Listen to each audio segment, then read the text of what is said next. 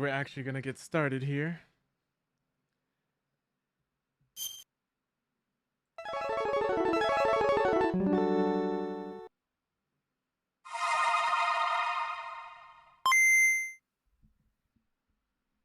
No more heroes, it's hero begin. You catch on nobody but yourself. Nothing less to do. Travis, it's kill or be killed.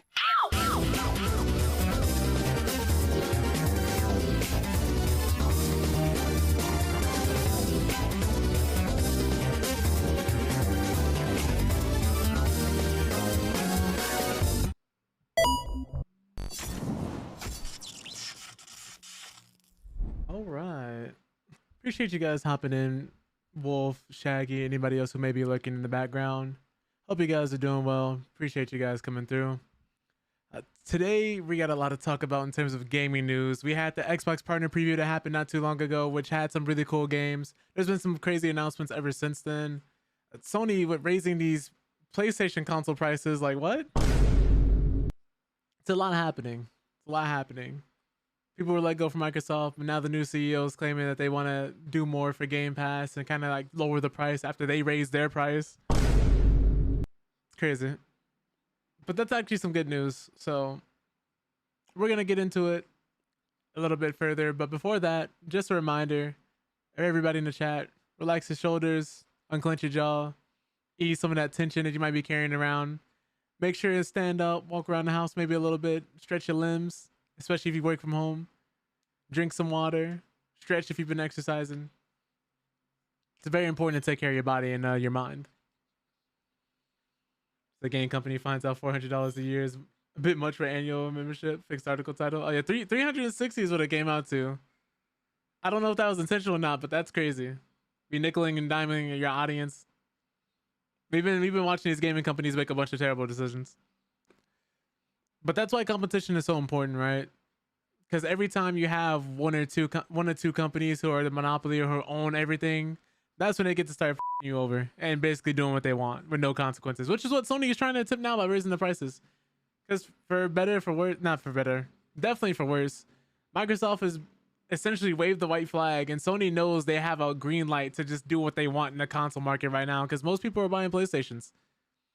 The Xbox as a whole, in terms of console sales, have not been doing well since the Xbox One era. I'm not going to say they've been doing awful, but they haven't beat PlayStation since that era. Since the 360 era, I should say. The PS4, they kind of just ran away with it. And it seemed like they were kind of giving them some go with the Series S and X since the Series S was so much more affordable.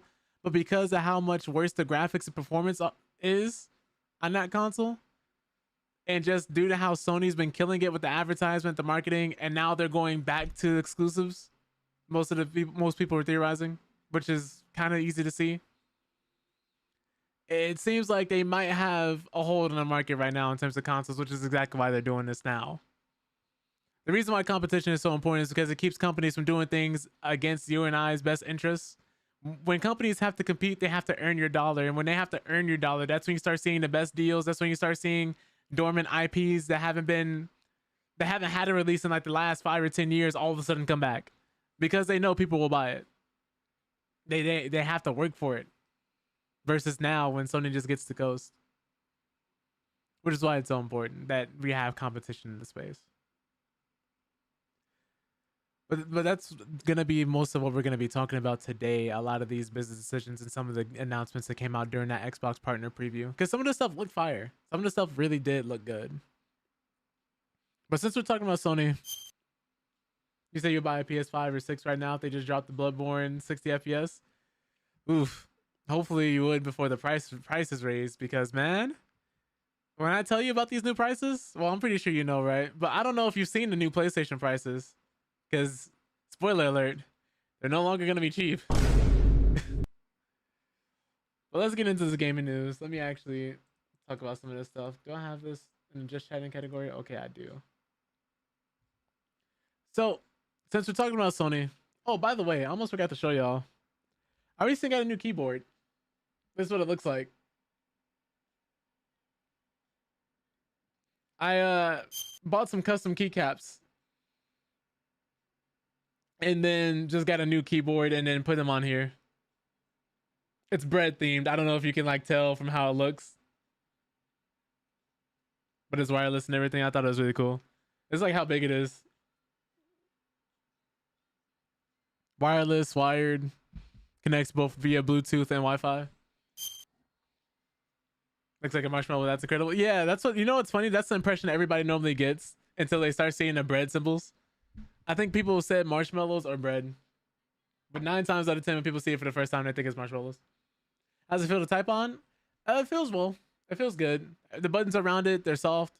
Because I don't use a traditional style keyboard. I haven't for quite some time. The last keyboard I was using, which is still up there on the shelf, it was a typewriter style keyboard, so the buttons were circular. But it's very responsive. I don't know if you can hear it, but like that's what it sounds like. If I just slide my hands across it. If you've played on a levelless fight stick, you know what it is to type on a keyboard like this. But let me get into this gaming news because we got to talk about it, right? So I'm pretty sure, as you guys are all aware, not too long ago, Sony acquired Bungie for a few $billion. And with that purchase comes some expectations because Bungie was past its prime. Let's be real here. This isn't the same Bungie that made Halo 1 through 3, Reach, and ODST. This isn't the same Bungie that came out with the Taken King expansion, and this wasn't even early into the lifespan of Destiny 2. This is Bungie after a lot of their heavy hitters left. This is Bungie after Destiny 2 was kind of falling out of the limelight. And Marathon was kind of like their next big game. This is them kind of winding down Destiny going into there. But unfortunately, with that price tag, with how much money they spent on Bungie, it hasn't made the splash they wanted. Unfortunately, because what happens is when you buy a company for this much, you're going to try and recoup those losses by any means necessary. And Sony's been really pushing the live service narrative. They're really trying to make this money in live service work by any means necessary. And it just has not been working out for them very well. But let's get into the article because I'm pretty sure they're going to mention this. This article isn't mentioning that Marathon is a bad game or anything because it's not. Marathon is a pretty good game. And the people who like Marathon love Marathon. The problem is, even when you have this game making millions of dollars, you spent billions of dollars on this company. I think it was 3.6 billion. Hold on. How much did Sony spend on Bungie? $3.6 billion. They spent $3.6 billion on this company. But let's get into it, right? So Marathon has not had quite the impact that Sony and Bungie were hoping it would. And this is coming from one analyst. But the lead up to the Extraction Shooter's March 2026 release date was fraught with controversy, from an AI art scandal to reports of a nosedive in morale among developers. But the game managed to break through it all and launched to generally favorable reviews. While Marathon may have overcome a few hurdles up to this point, it hasn't exactly been smooth sailing. Of course, there is a whole plagiarism scandal, everything that people were saying about the game not performing well. Initially, when they did playtests for this game and asked who all was excited for it, nobody raised their hand, though that's more of a rumor that hasn't been fully confirmed. It's really surprising that this game made it out the door, though, throughout the whole art plagiarism debacle. But despite some doubts about whether or not it would ever see the light of day, Bungie's latest title not only recovered from an indefinite delay, but got off to a solid start. As pre-orders went live, Marathon passed Arc Raiders on Steam's top sellers chart, momentarily dethroning its biggest competition in the extraction shooter space. Now, while Arc Raiders would eventually reclaim its spot above Marathon, it felt like a changing of the tides for Bungie, and early critic reviews offered another good sign. However, it would soon become clear that the game wasn't out of the woods quite yet. So they sold 1.2 million copies across Steam, the PS5, and Xbox, which, you know, we gotta clap it up for them, you know? That's not bad. That's not bad.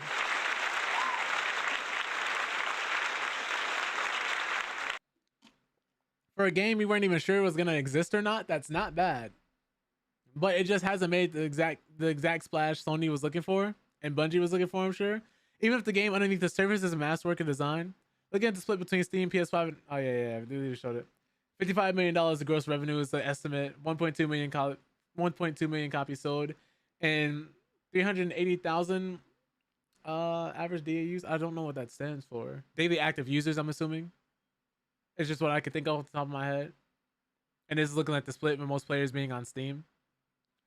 But Reese Elliott, head of market analysis at Alinea Analytics, took to Twitter to report that Marathon has sold 1.2 million copies across all platforms and just 217,000 on PS5.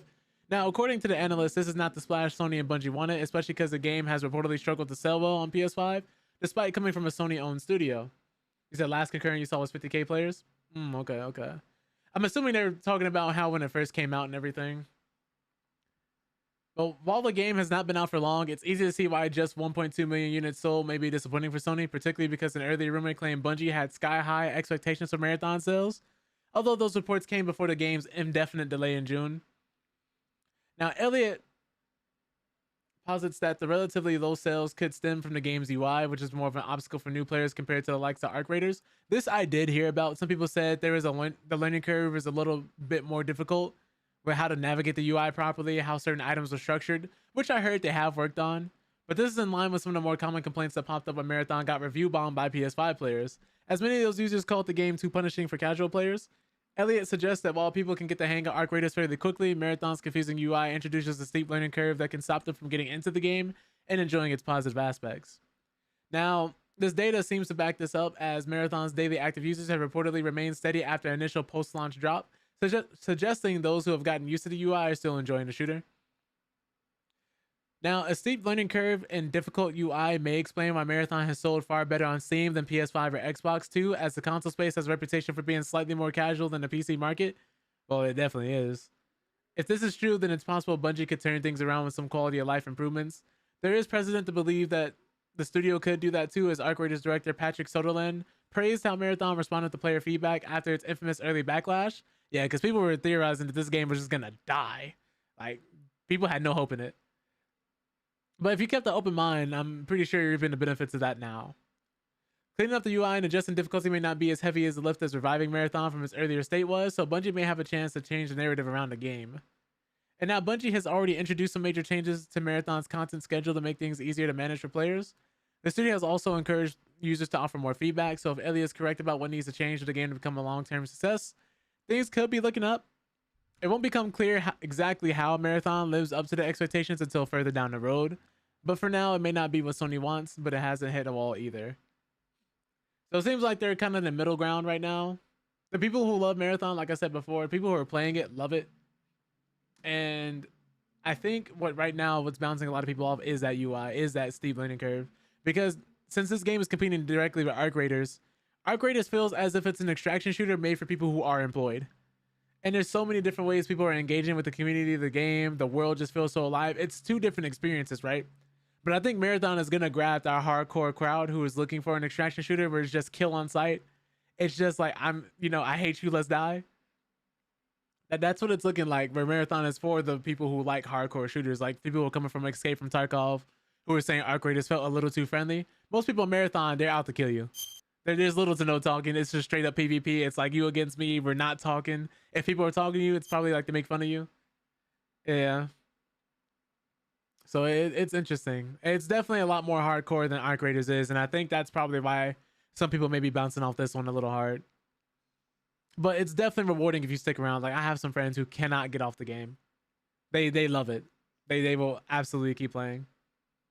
And the shooting is tight. It's very responsive. Like, I played a little bit myself. I enjoy it. I had a good time with it. But yeah, if you're playing an extraction shooter, it's just pretty much understood at some point you're going to lose your loot. So I don't even think it's that. Most people are saying it's just a learning curve that's steep. Because especially here, the AI is deadly.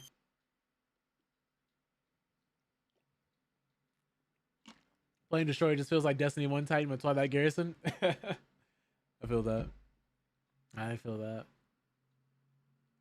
Yeah, the art style is interesting. The characters are dope. I hope they flesh out the lore more and the world more, because I think that's an opportunity they can definitely take a deep dive into to keep people around who are hardcore and who do like the game. You give them something extra to kind of get immersed in and look forward to.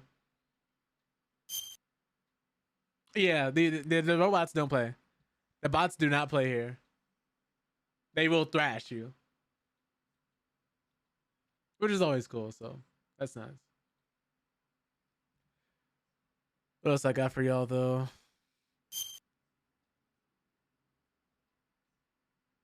Got some more PlayStation news.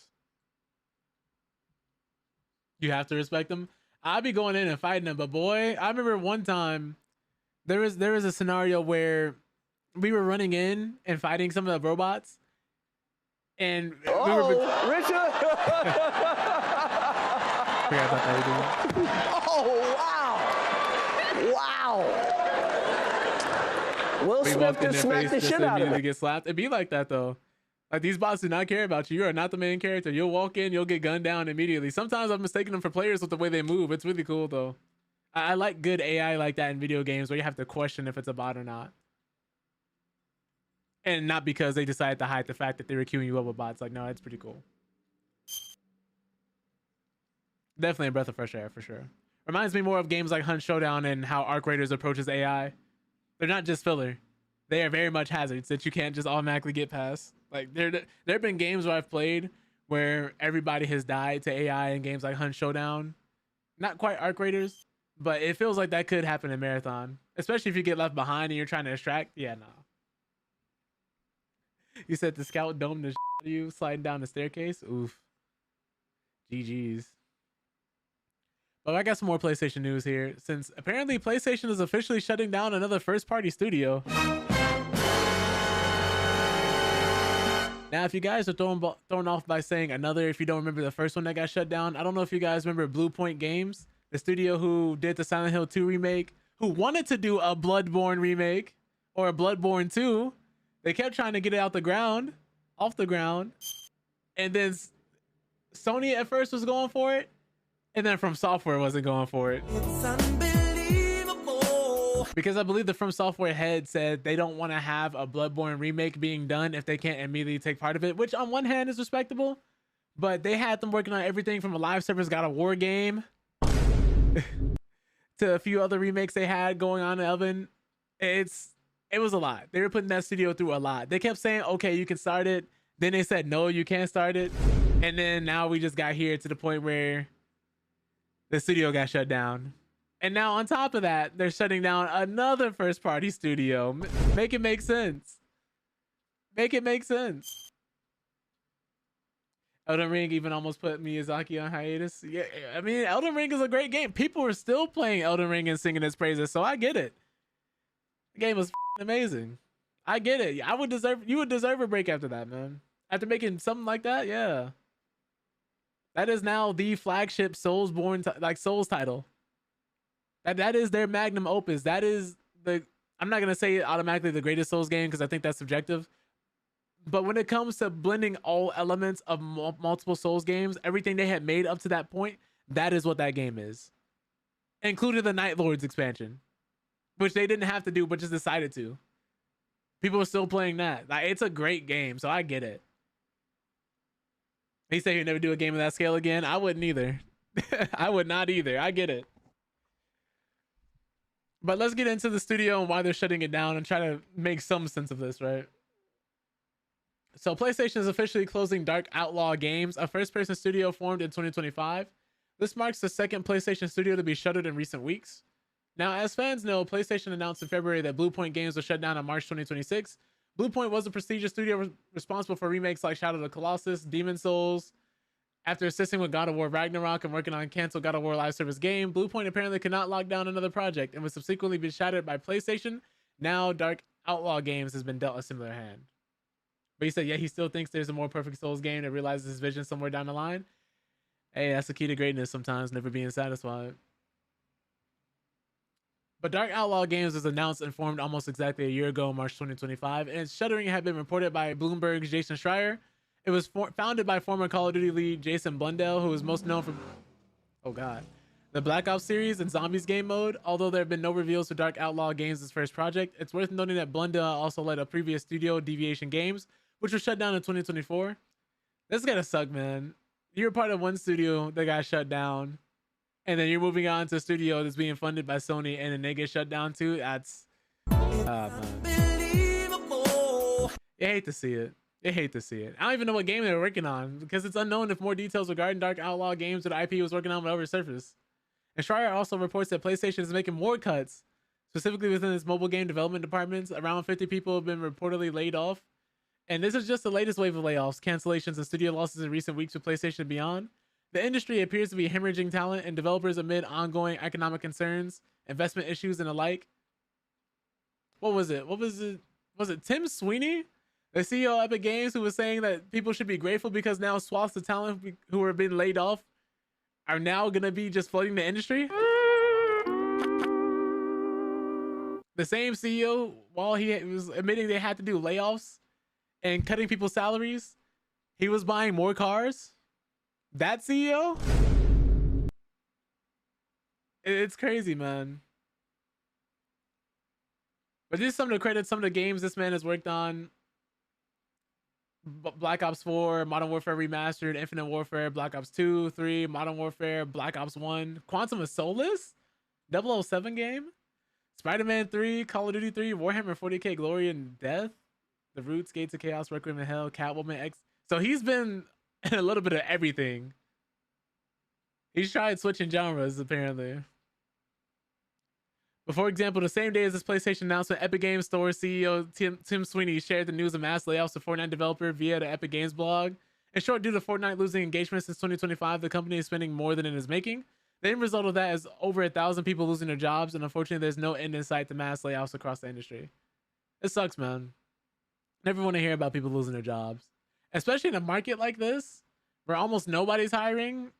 I hope they're able to land on their feet, man. That sucks. But let's keep going,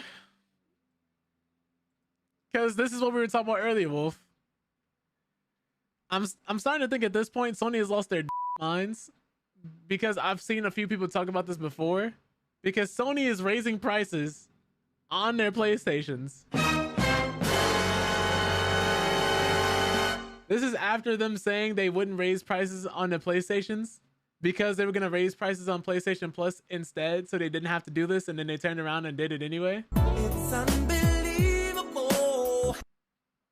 But this headline reads, it wouldn't be a surprise if Microsoft and Nintendo followed suit because PlayStation stock price rises, industry braces for more uncertainty.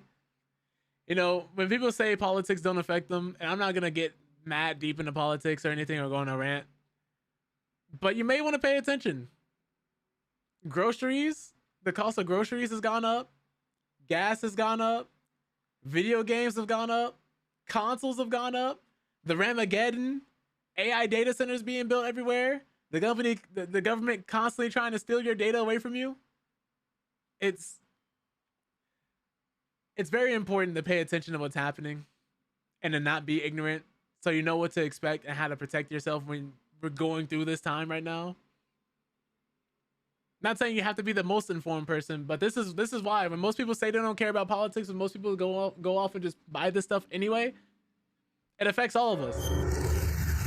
It affects all of us. It always has.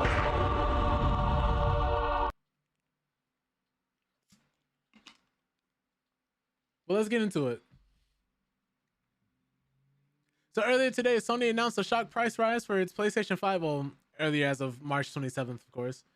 For its PlayStation 5 family of consoles. When these changes come into effect on the 2nd of April, those of us in the UK will see the base PS5's retail price increase by roughly £90.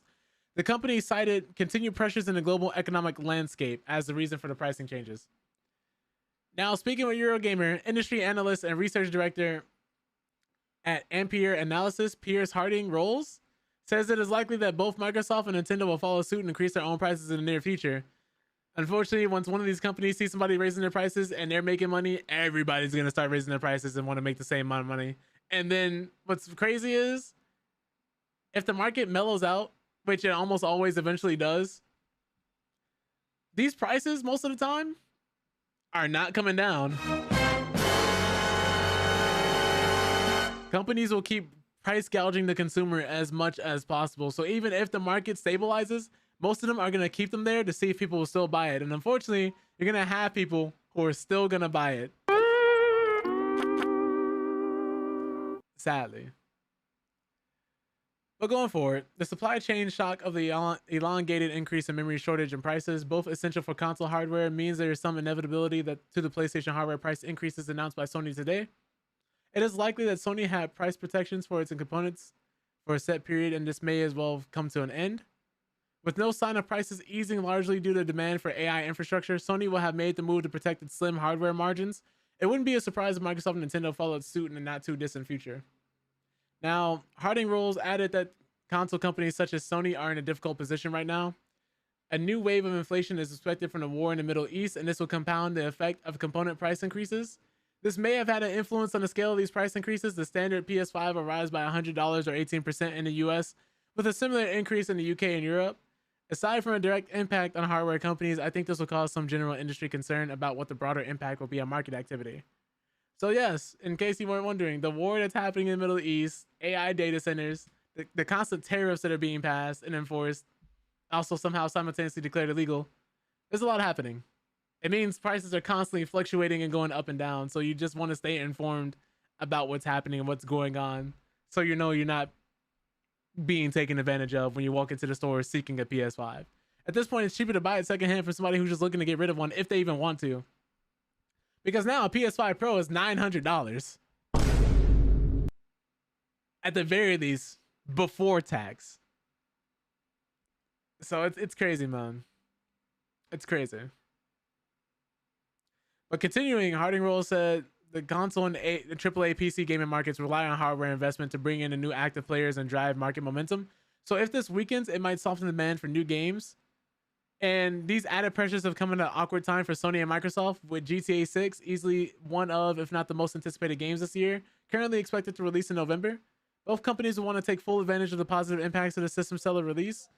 And likewise, it's awkward for Nintendo, as it won't want to raise the price of the Switch 2 when it's trying to establish a new platform. Yeah, I don't know if they have too many console sellers out for right now for the Switch 2, because right now there's only Mario Kart and Donkey Kong Bonanza. I think those are the two biggest games on the platform right now. I don't know how many people are actually playing on their Switch 2s. If anybody in the chat has one, please let me know, because I don't know anybody who's currently clamoring for one. I know there's some people who bought it, who had it and played it heavy for like a week and then dropped it because they only had Mario Kart and Donkey Kong. But meanwhile, Chris Dring from the game business admitted the situation facing the video game hardware fills me with dread. He said, "You've got rapidly rising cost of living challenges driven further by the war in Iran and mixed with costly component prices impacting the pricing of these machines. One small positive is that we are most of the way through this console generation, so PlayStation has a strong install base to sell games to already. Everyone had hoped to see GTA 6 deliver a large spike in new console players, and this will certainly cause people to think twice." Yeah, this will definitely catch the people who only play like a certain type of game every once in a while, or people who don't play games that often. I notice most people like that end up always having, maybe GTA, maybe Fortnite, and then maybe a Call of Duty here or there, some type of shooter. But he added, it's not just about new users either. Some consoles break down and need replacing 5 years into a generation. And will people be able to afford that? Beyond PlayStation, Nintendo is still at the start of its Switch 2 journey. It still wants to drive customers to its platform. How does it react to these costs?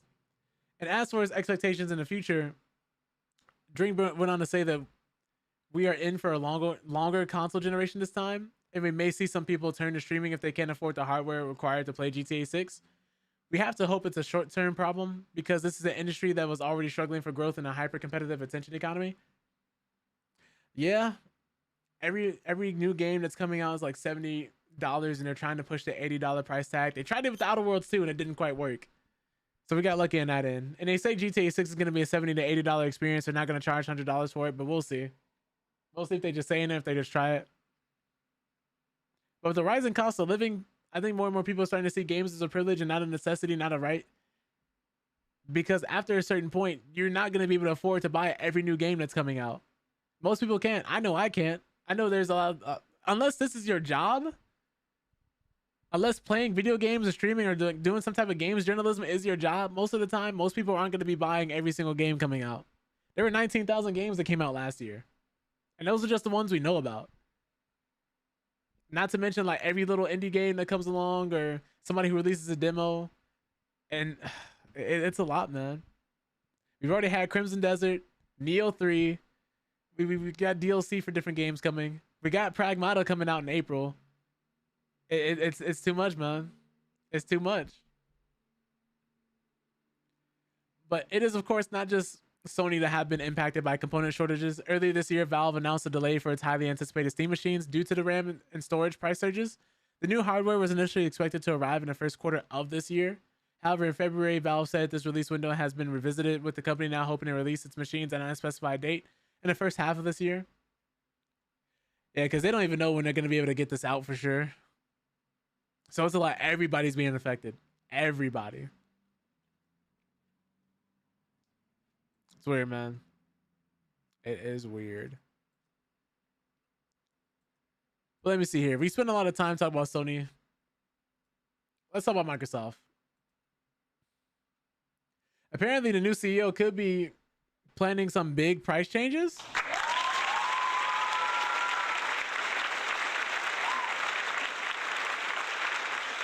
The new CEO. And of course, this is coming after they made the Game Pass $30 a year. I'm sorry, not $30 a year. $30 a month, my bad. $30 a month for $360 a year. But there's rumors swirling about potential shifts in how players pay for their gaming subscriptions. Many fans are wondering about the future of Xbox Game Pass and what the new leadership has in store. Now, according to recent reports, the head of the division is exploring ways to make Xbox Game Pass more affordable for a broader audience. The news comes at a time when the brand is trying to find its footing again in a very competitive market. While nothing is set in stone, the buzz suggests that the way players access their favorite titles might look very different in a year or two. This new direction follows a recent shakeup at the top of Microsoft's gaming wing. For years, Phil Spencer was the head of the brand and pushing a vision where consoles mattered less than the ability to play anywhere. However, Spencer retired in February after nearly 4 decades with the company, and Satya Nadella, the Microsoft CEO, surprised many by picking Asha Sharma to take over the $24 billion business. Unlike her predecessor, Sharma doesn't come from a gaming background. Instead, she spent her career at places like Meta and Instacart before leading AI projects for Microsoft.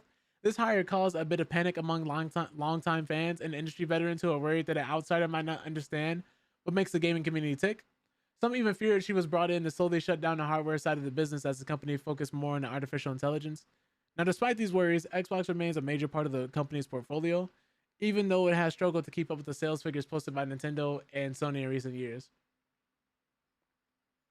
Now, apparently the heart of the current news involves a potential revamp of the pricing structures of Xbox Game Pass that fans have grown used to over the last decade.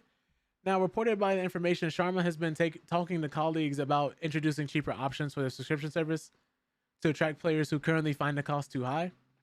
Now, last year, the company made headlines by significantly raising monthly fees, with the top-tier Ultimate plan on Xbox Game Pass rising to $30 per month. And this move frustrated many loyal supporters who felt the best deal in gaming was starting to get too expensive.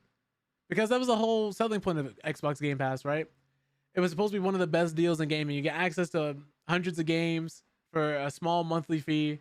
Kind of like how it was for Netflix at first, before Netflix did the same thing by raising their prices too much and pricing out the consumers in their own audience. It's supposed to be affordable. It's supposed to give people who normally wouldn't have had money to buy all these games a way to try them and a way to play them, while also paying for gold, so you don't have to separate the two memberships, and it just made it easier for a lot of people. Day one releases, cloud streaming, it was a lot. And then they raised the price. Let me see here. But to fix this, the new CEO is reportedly exploring a revamp that would offer lower price tiers to make the service more enticing to a broader range of customers. While the official reports don't explicitly mention it, there is plenty of speculation that this could mean a version of the service that includes advertisements. Similar to how movie streaming apps work, players might be able to watch a few ads in exchange for a much lower monthly bill, or even a free version of the service. This would be a considerable change from the current model, but it aligns with how other major entertainment platforms are trying to grow their user bases in a crowded market. Beyond just adding ads.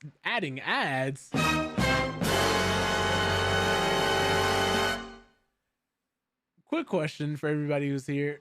Would you end up paying for Game Pass or even using a free version of Game Pass if it meant you could get ads in the middle of you playing? Just curious about that. Imagine if it was like Street Fighter, you know, Akuma comes in doing his super, and instead of the symbol popping up on his back, it's a Sonic ad or a Subway ad with the McDonald's logo on his back with the golden arches just flashing in your face. Because I don't know, man. I don't know how I feel about that. Well, I know exactly how I feel about that. I don't want that shit. I wouldn't want it. But there's talk of some very high profile partnerships that could change how people bundle their entertainment. In an interview with The Information, Greg Peters, who runs Netflix, admitted that he has been sitting down with Sharma to brainstorm some big ideas. While there are no official plans yet, Peters noted that they have kicked around ideas about potentially offering a combined subscription that includes both Netflix and gaming access. This kind of decision makes a lot of sense given that both companies are already working together on projects such as animated Minecraft show. Peters seemed impressed by the new Xbox boss's drive to do more and expand the brand's reach. However, he also pointed out that Microsoft's still trying to figure out the best way to make Game Pass profitable for the long haul. Yeah, because they're just pretty much losing money. They were trying to get hard. They were trying hard to get people to buy in and get as many subscribers as possible, which is why they were taking a hit on the hardware sales and really just pushing everything as the Xbox. Because if you could just play Game Pass games or whatever by just owning the actual membership and being able to play it on like your PC, your laptop, a tablet even, or streaming it to some other thing, that was really the selling point.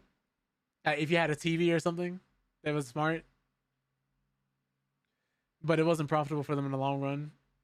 But if they can find a way to make a bundle work for consumers while helping both companies' bottom lines, it could be a big game changer for people who are currently paid for multiple separate services. What I'm hoping is that they wouldn't make Netflix super expensive or this combined membership super expensive because they added Netflix to it. You know, the same way people start bundling in a lot of stuff people don't want to increase the price so the company gets more money, but you as the consumer get screwed over. It's a very slippery slope because it can happen so fast. Because imagine if you're someone who just wants to play games, you don't care about Netflix, but all of a sudden they come up with this bundle and they say, oh, in order to support this bundle and support the fact that we added Netflix to it, since we gave you guys more value, we're going to be charging you more money. I'm hoping that's not what happens. But Sharma isn't just focusing on a price tag. She's also trying to repair relationships within the industry and win over people who actually make the games. During the recent game developer conference in San Francisco, she had a packed schedule filled with meetings with the heads of massive publishers like EA and Take-Two Interactive. But she also took the time to sit down with a group of small indie developers, which surprised some who thought she'd only care about the bigwigs. According to the information, she asked these creators how Microsoft could better convince them to bring their unique projects to the subscription service. Now, internally, Sharma has been very vocal about her goals, sending out a memo on her first day to call for a return to the Xbox and a renewed commitment to the physical console itself.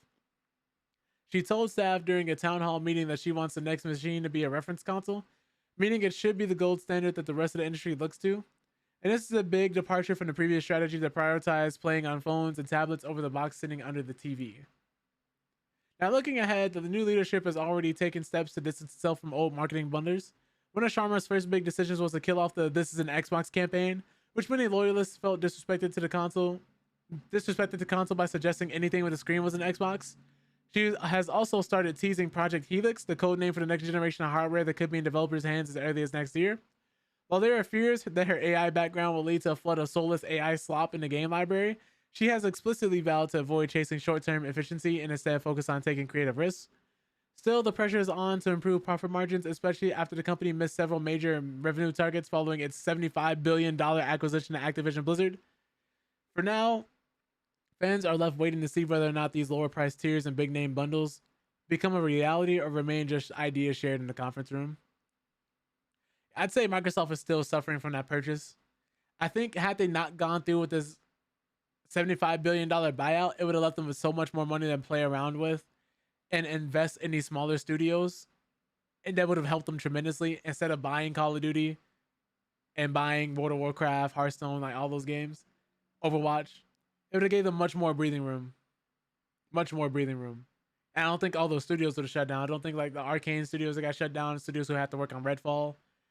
The old studio that made Fable before they shut it down. Was it Lionhead? I can't remember for sure. But quite a few studios and quite a few projects had got shut down or canceled. It's honestly getting harder and harder to remember them because there's just so many layoffs getting announced over and over again. Unless this stuff is fresh in your mind, it's kind of hard to remember. What else I got for you guys, though? Oops. Wrong page I was on. Apparently, this is gonna zoom out everything. Okay.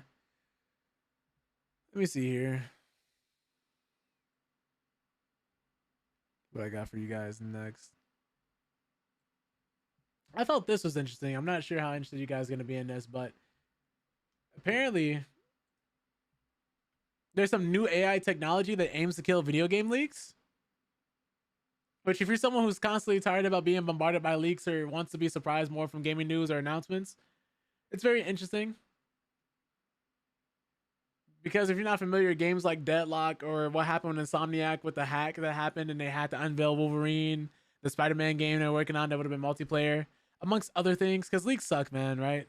It's very hard for people to keep anything under wraps and to surprise people because they're constantly having information leak.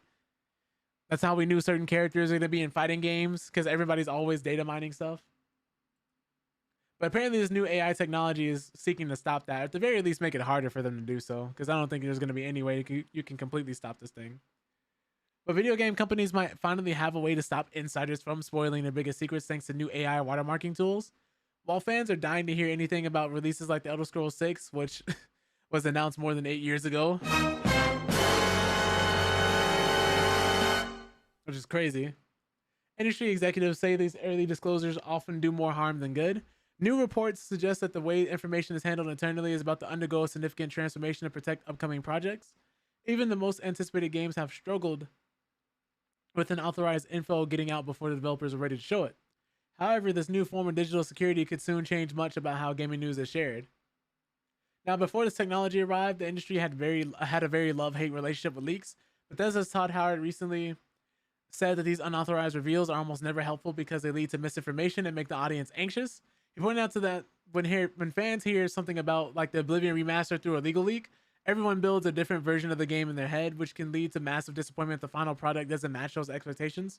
While some leaks can build hype, they often ruin the carefully planned marketing moments that studios spend millions of dollars to create.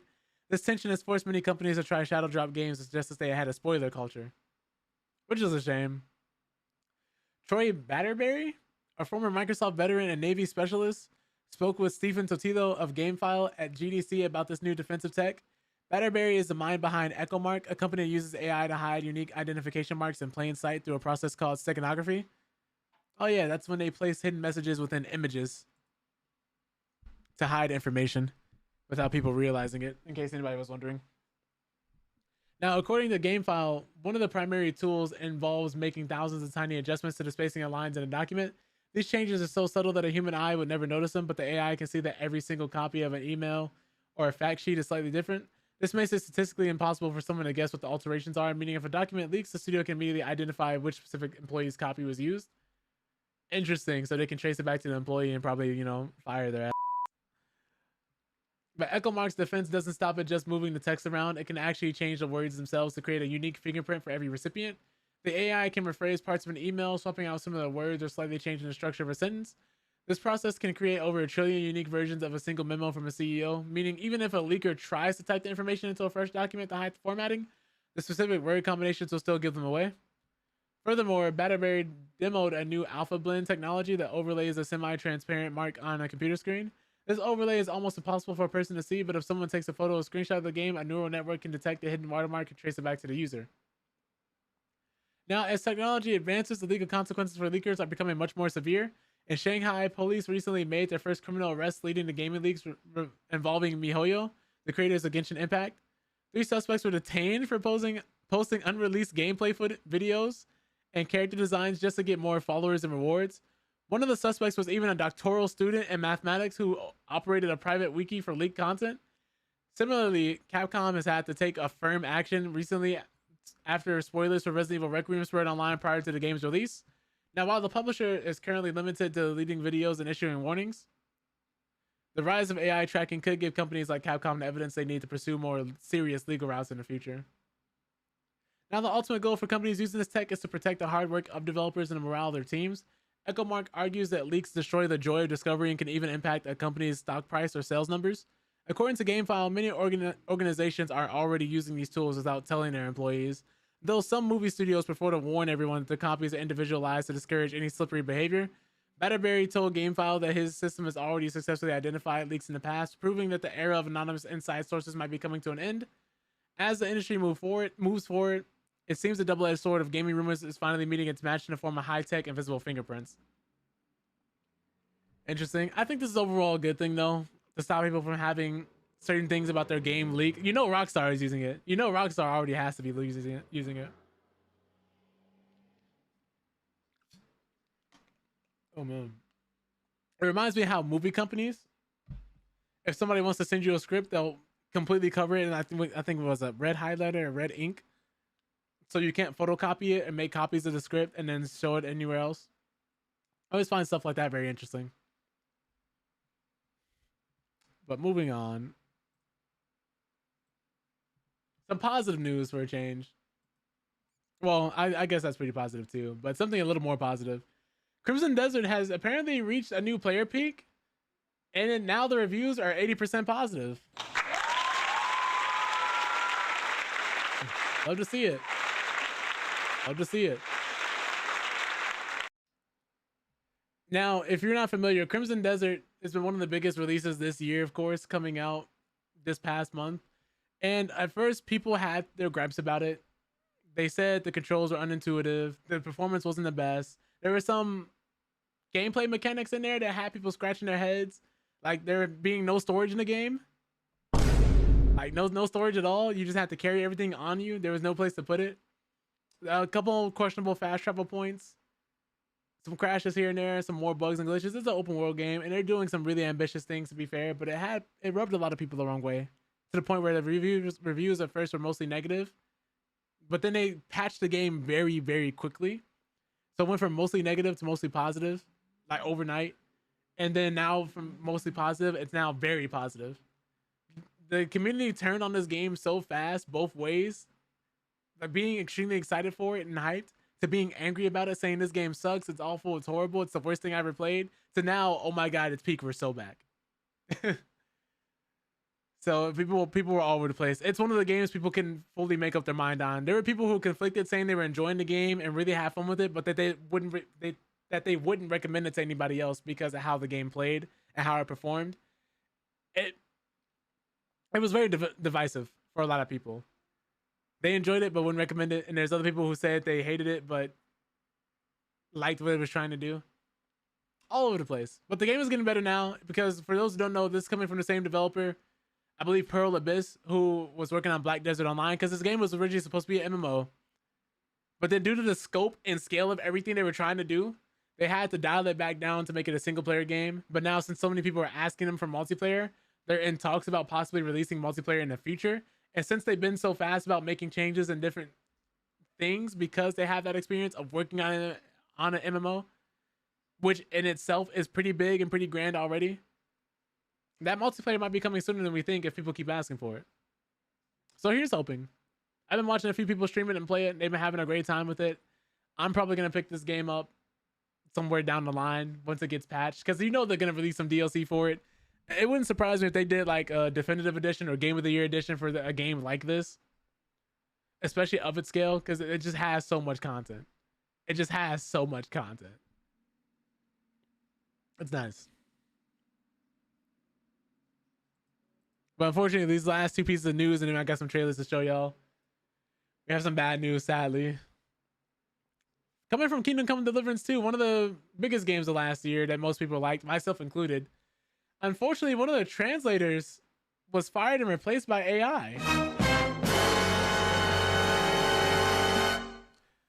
That's right. The clankers are taking our jobs. But let's find out why this happened and get a little deeper into it. Because he said, if you've ever played KCD2 in English, you've quite likely seen his work. And it's just a shame. Like you never want to hear anybody. You never want to hear about people losing their jobs. It's always sad every time I hear about it. And it seems like how I always say, every other day we're hearing about somebody lose their job in the games industry. We had an update since we first published a story. KCD2 English language editor Max Hedgeman, I don't know how to pronounce it. I don't want to butcher it. Has confirmed his authorship of the Reddit post in question. We've updated the story to remove any ambiguity over his identity. So it's him who posted it. Interesting. Speaking of that, one of the developers who was laid off by Epic has brain cancer, unfortunately. But apparently they're working with them and their family to actually get them some healthcare and make sure that they can be still well taken care of, which is nice. That I did hear about as well. But moving on with this story. On March 28th, Kingdom Come Deliverance 2 English language editor Max shared a post to the series subreddit claiming to have been fired from Warhorse Studios, with management allegedly telling him that his job could be accomplished with AI in the future. That's rough. We have reached out to Warhorse for comment and we'll update the story when we hear back. We have contacted Max and confirmed that he was the author behind the original Reddit post. He went on to say, I primarily worked on KCD2 and its DLCs, including dialogues, quest logs, item names, and various other things. Simply put, if you ever played KCD2 in English, you've likely seen my work. Now, on March 27th, with no forewarning, I was invited into a meeting and promptly told that in an effort to make the company more effective and save finances, as of next month, my position at the company would become obsolete in favor of using AI for translations going forward. So you know this about to be garbage. It's not even fully accurate yet. Why would they replace him? But wrote that he has been vocally opposed to using AI translation tools at Warhorse, but never to the extent that it might actually cost me my job in the future. He wrote that he feels incredibly betrayed by the management, and while he's not asking for his job back, he can be sure I won't keep quiet about my experience. Now, a follow-up edit thanks to all the commenters showing support and cautious fans against review bombing or harassing other Warhorse staff. I'm sorry, Warhorse staff. I don't know why I want to say Warhorse so bad. Which is crazy because this game was a big hit. And it took home PC Gamer's Game of the Year award. Their Game of the Year award. But developer Warhorse has had a strange week when it comes to AI. Game director Daniel Vavra took to X to defend DLSS 5 last Monday, and Max's accusations will only deepen suspicion of the studio. So it sounds like they're going through a shakeup here. Sounds like some of the executives who are higher up really like AI, and developers and people who are underneath them probably don't, which is unfortunately becoming more and more common nowadays. You just hate to see it. Speaking of things you hate to see, I don't know if anybody else knew this game existed or if anybody has played it, but PUBG Blind Spot is closing after less than 2 months of early access. It's unbelievable. I don't know if they did any marketing for this game, really. I didn't really see much promotion of it. It's almost as if they didn't want to even acknowledge its existence, but they had some people who were playing. I saw people play and they thought it was decent, but apparently not good enough to sustain its early access because it didn't look bad. Let's get into it. Now, it goes on to say that PUBG Blind Spot showed real promise when we took it for a spin in 2024. This is coming from PC Gamer's Jake Tucker, who said that with some polish to the controls and a proper onboarding experience, this could be a genuinely fun, highly accessible shooter, but it failed to make much of a splash when it launched in early access in February, and less than 2 months later, crafting has seen enough. Since our last update, the team has been exploring multiple ways to improve the experience and move the game forward. It's coming from Sequoia Yang of the developer of Arc Team, and they wrote this in a Steam update. However, after careful consideration, we've come to the conclusion that we are no longer able to sustainably provide the level of experience we set out to deliver through early access. As a result, PUBG Blind Spot's early access service will come to an end on Monday, March 30th. Unlike its namesake, PUBG Blind Spot was a top-down shooter, a bit like Rainbow Six Siege run through Diablo. And Yang said it was a bold attempt to explore new possibilities within the top-down tactical shooter space, and it was reasonably well received by players. The mixed user rating on Steam is just 1 point under the mostly positive rating, and one of the top problems cited in negative reviews is difficulty finding matches because of the depth of players. Or did they mean Dearth? Let me see what this word means. Oh, so yeah, how do you pronounce it? Dearth. Scarce supply, lack, shortage of food, famine. Hey, we're always here to learn. But I can actually play the trailer for those who want to see it. Let me do this so you guys can hear it on YouTube as well.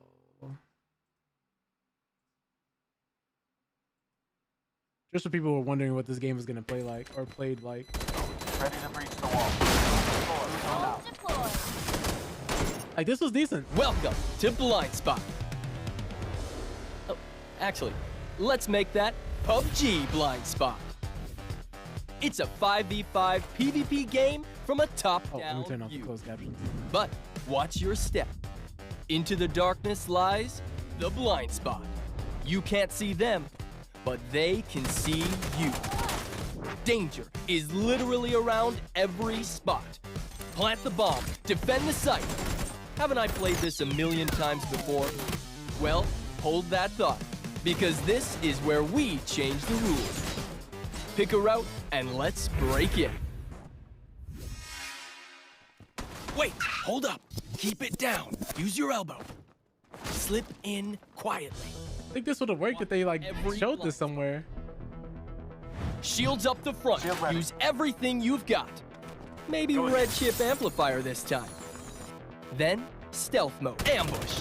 Or flashbang. Ambush. Breaching hook. Blue chip detector. Ambush. Wait. What if they're waiting to ambush us? As long as we've got your back, you'll clear that path eventually. All right, here we are at the crypt site. Man, look at that defense. Let's bust these barricades open. It's your showtime. The thing that makes me so sad about, well, I'll talk about it afterwards. Smash it. Blow it up. Destroy everything. Time to plant the decryptor. But heads up, this is their last stand, and they won't go down easy. Pop smoke and blind the defense. Still too many hostiles? Screw it. Just force your way in and tank it with the shield. Now, planting is the ideal way to win, sure, but decryptor's down there, and you're the last one standing? Then lock in. It's time to make a highlight reel. Double kill. Triple kill. Quadra kill. Enemies eliminated. Clutch. Every angle counts. PUBG Blind Spot. Would y'all believe me when I told you that's my first time seeing this trailer in terms of and how long this game has been out? I've seen people playing it, going through it, and this is my first time seeing this trailer. I don't think this is their launch trailer. And this came out just a month ago. Wait, this game? Oh my goodness, right. That's so crazy, man. But that's the real issue. Like so many free-to-play games, PUBG Blind Spot fell into a concurrent player count spiral, with low numbers of players contributing to the long matchmaking queues that drive away even more players. Premium games can survive that sort of flat spin, at least for a while, but free-to-play games that rely on robust audiences making in-game purchases just can't. Now, the PUBG Blind Spot situation may have been stressed even further by the financial situation of Krafton. The company's revenues grew by 23% in 2025 to more than 2.1 billion, which is undeniably a lot of money. But the more important consideration, profits declined by 11% over the same period. And Krafton has been showing some signs of strain. In November 2025, it launched a voluntary resignation program for its employees, offering hefty buyout packages for anyone who agreed to quit. Krafton also imposed a hiring freeze at around the same time. And its recent lawsuit loss with a capital L to the 3 ousted heads of Subnautica 2 studio, Unknown Worlds, could also prove very costly. Yeah, because now they have to give them that $250 million bonus they owe them. So they're down bad right now. But they got money, so they'll be okay. But that's going to do it for our articles section of the stream. Now we're just going to be looking at trailers for games that have been announced. And I think you guys get a kick out of some of them because some of these games look really good. But this is also one of the biggest problems in the gaming industry. Whenever people say gaming is dead or there's no games they want to play that's out right now, the biggest issue right now is marketing because of how competitive the industry is. Which is like great for us because we have more choice than ever, but also bad for companies. In terms of, I guess, making money. Because they have to come out with something that's really great. It's not enough for a game to just be decent or good anymore. And due to the rising costs and everything else, not everybody has money to spend on a game. Not everybody has time to play one. So now it's like you can't just release a game and expect people to immediately play and expect your game to pop off, even if it is good. Especially if you're a AAA studio, it has to be great. It has to do something different. And while this did do it, I think they really fumbled on the marketing. I think they had something that could have grown that they just didn't do anything meaningful with, unfortunately. But let's get into more of these trailers. Here is from The Expanse.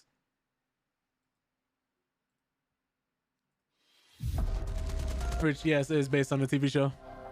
And which is based on the book. Life. Everything made sense to you. Oh, you're back already? Wait, so you flew in on that? Now, every voice a tight beam. Protegen will easily turn this into a massacre if they want. We need him alive! Locked on to you. Like a torpedo. Do not interfere. The universe never tells us if we did right or wrong.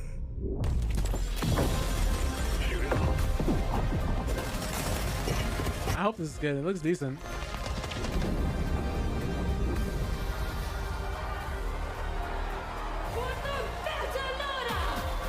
Series belongs to Belters.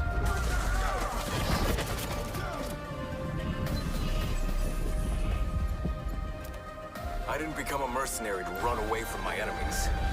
Fear festering into hatred. Typical. Surely a little gun doesn't scare you. A Trojan horse. Protegen let its own enemies in. An enemy of my enemy is my friend?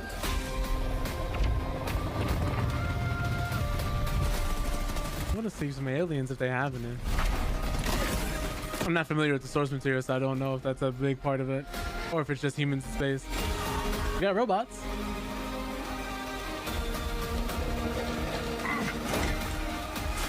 Looks like you'd be running with an actual team too.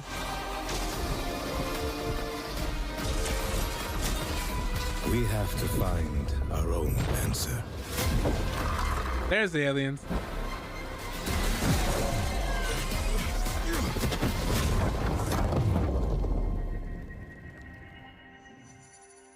Spring 2027, okay. Closed beta April 22nd? Wait, is it gonna be multiplayer or are they just having a closed test? お前はもう死んでいる。何? Yo, what's up, Nightmares? Hope you're doing well. We're just going over some of the announcements for games that were announced at the Xbox Partner Preview or shown off. I'm not gonna go through the whole thing, just some of the more interesting ones, I think.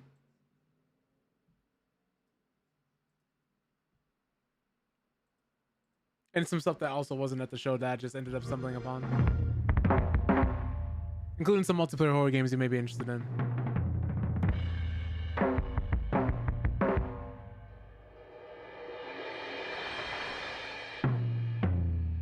This one's called Stranger Than Heaven.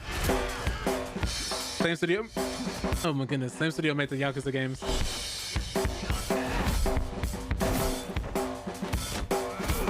Oh my god.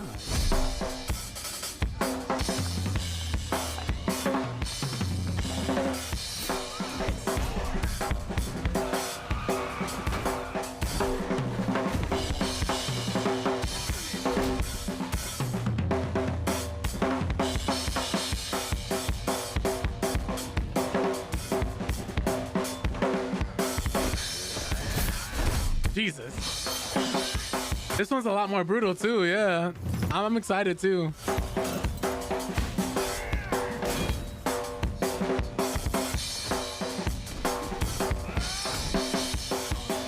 I want to see how they space out having the 5 different cities. Because that means, like, are they all going to be descendants of the main character? Are you time traveling? Like, oof.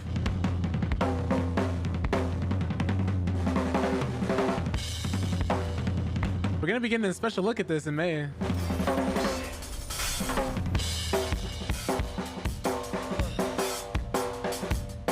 I'm excited.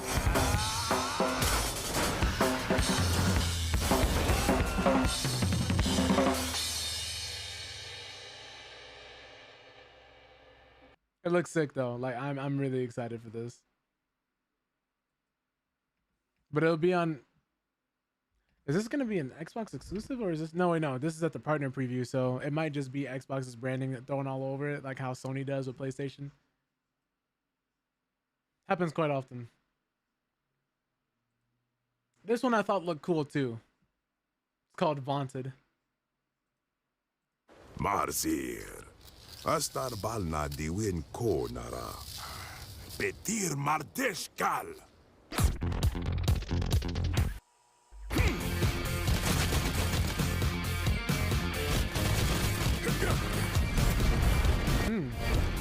Picking your ass out.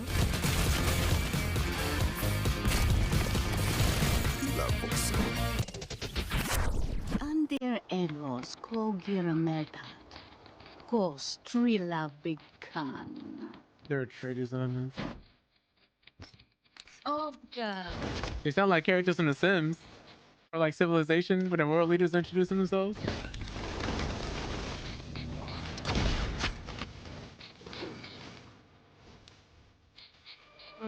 Word.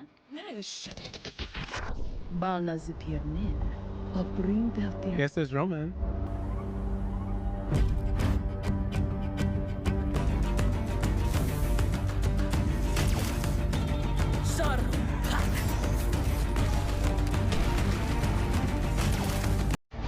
Curious what they meant by storyteller.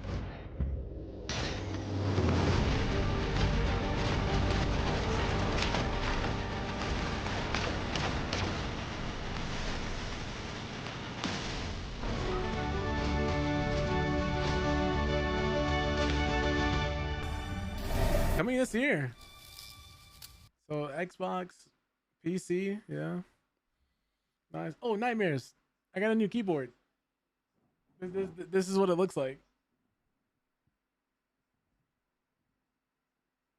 It's bread themed.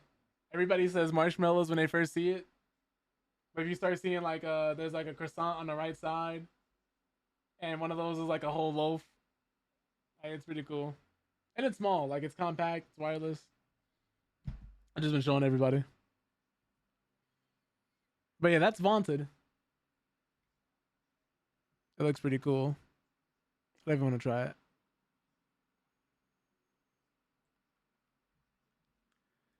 This next one, Artificial Detective, looks like it's doing something different. So I was also curious about this one as well. Just take care of your little freaking robo-zoo and let me do my thing. All of humanity has disappeared. Sound like the biggest missing persons case in the history of the world? All of humanity? Yeah. Thank God I'm on the job. Artificial Detective 2846. Best detective in the world. Only detective in the world. The point is this, all right? I'm gonna solve this case. There's just one piece in the puzzle that's driving me crazy. No touching. You got your toy? These are my toys. I'm a detective, not a babysitter, all right? Oh, God.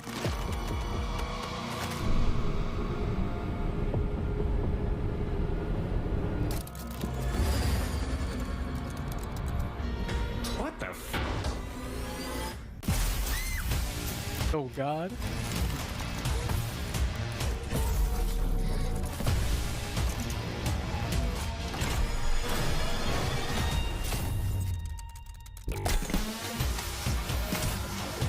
So it's reactivating robots.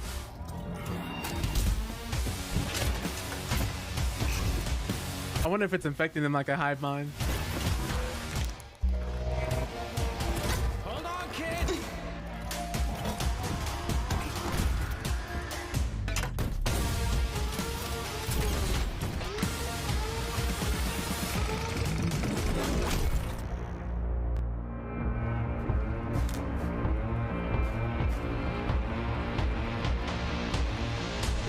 I got you.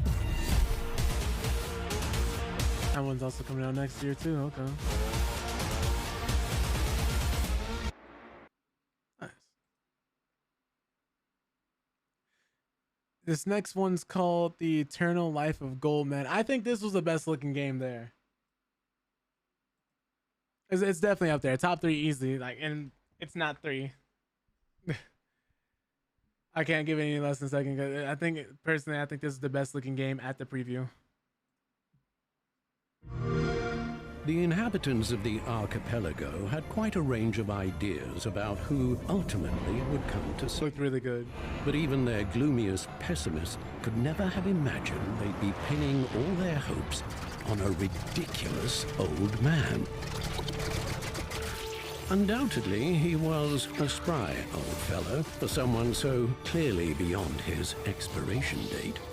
But still, what could anyone honestly expect from a walking fossil? Maybe he'd pester everyone with endless questions, or trace his finger across his maps, which are no less ancient than he. But you'd have to be downright bats to think he'd actually defeat anyone with that funny little cane. Oh my God. This is such an unexpected turn with the gore.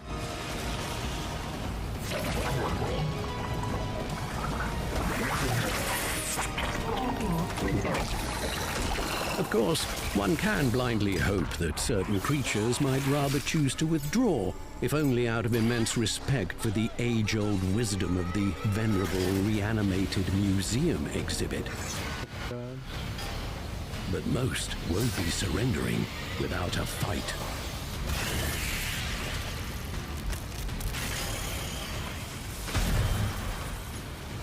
On the other hand, isn't that how every ancient geezer recounts the story of his life? I was telling people this is my Hollow Knight.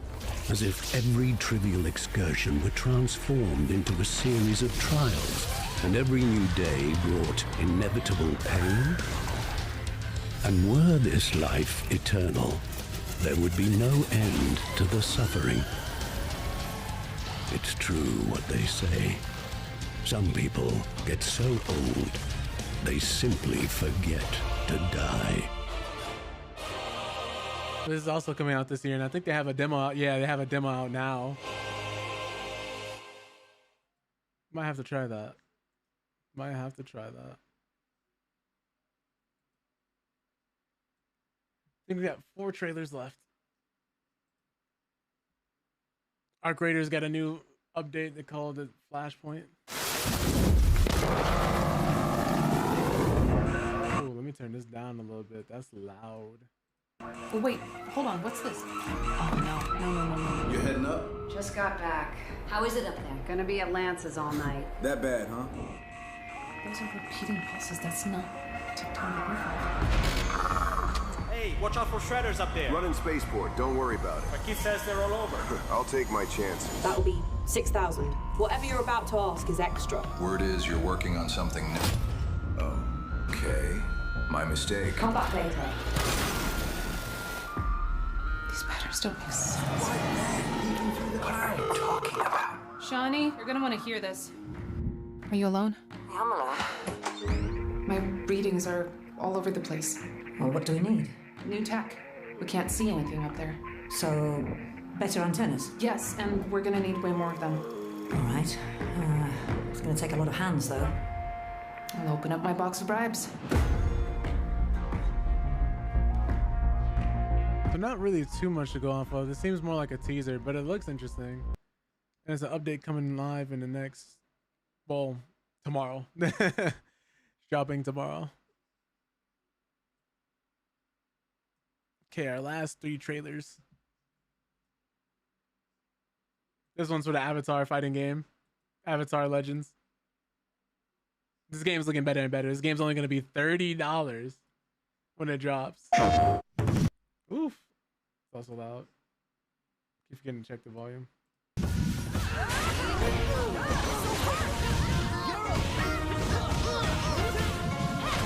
Heard nothing but good things so far.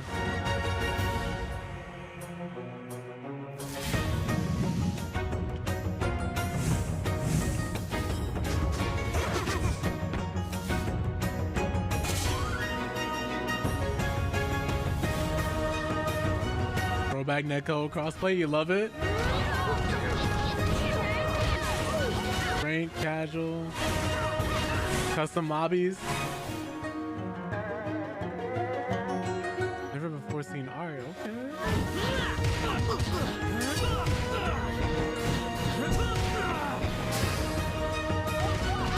This is what Nin Impact should have been. It was what it would have been had they been given an actual budget.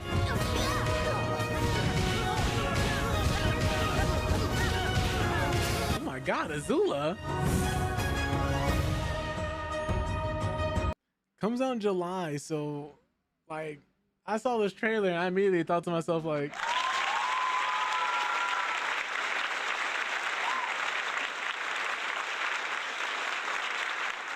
it's a game coming out this year for $30. So characters like, yeah, you know, that might be a little small, but everybody plays very different from each other. There's a training mode, a gallery mode, with never before seen art, story, combo trials, rollback netcode with crossplay, ranked casual lobbies, arcade mode, and different character lessons, which I'm assuming are breaking down similar to how they would be in Street Fighter, how to actually play the character and approach the character. What else we got?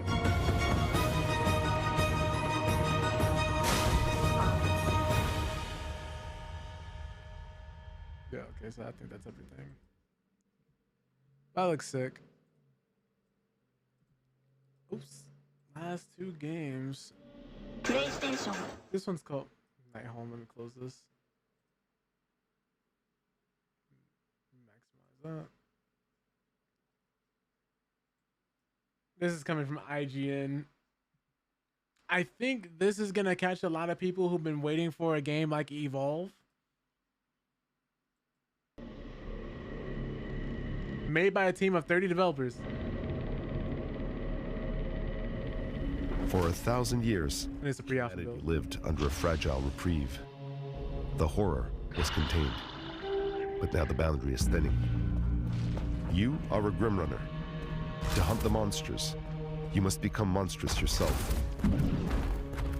Every transformation makes you stronger, and every transformation brings you closer to becoming what you hunt. I'm Alex Amancio, head of studio at Ellipsis.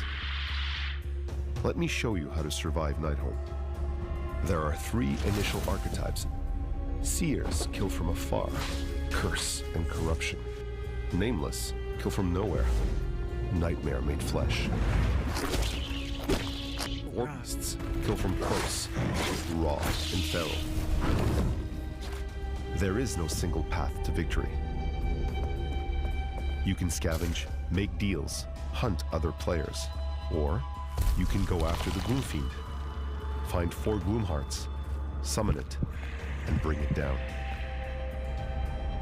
This is Wraithford, our first setting. The Seers have taken root here. You can descend alone or with allies. Today we go in solo, so we choose the Vorbeast, an archetype we know can take punishment. The hunt has now started.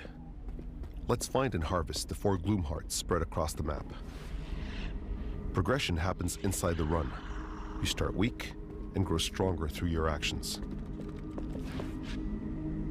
Early on, patience keeps you alive. So you move slowly and strike only when it's safe. Surprised I didn't see or hear that. Some enemies cannot see you, but they don't need to.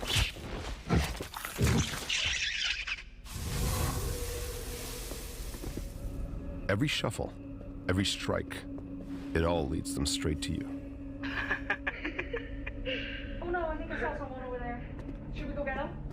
Come on, let's go. I wish they wouldn't have scripted this. You are never alone in Nighthold. You can hear your enemies, but they can also hear you. Every upgrade is chosen in session, shaped by how you decide to hunt. Different builds, I like that. Okay, guys, there's like so many enemies here. We need to get them. If we get them, we can upgrade. We gotta go. Yeah. Darkness isn't cosmetic. It's real cover. You disappear into it. You're truly gone. Every kill builds power. But an open fight. Hold on, is that gas for $2.98 a gallon? $3 and hey, maybe things might not be so bad in this world after all. Risks drawing enemies towards you. So sometimes it's better to hold back while you build up your strength. Rent gotta be like $300 a month living in a town like this.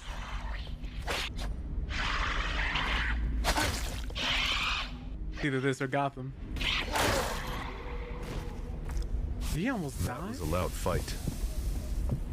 I heard something. I'll go and check it out. Okay, be careful. In Nighthold, you never know where help is coming from. I think it went around the corner.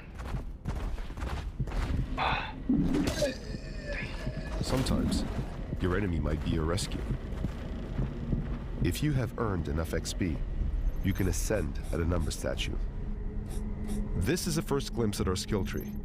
Much of it is still in development, so for now, we're only showing a small sample of the core moves. Transformation isn't a buff, it's a decision. Power comes with exposure, and it costs sanity. Sanity? Sanity is your grip on reality.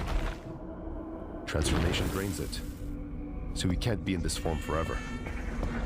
Unless you want to risk losing everything.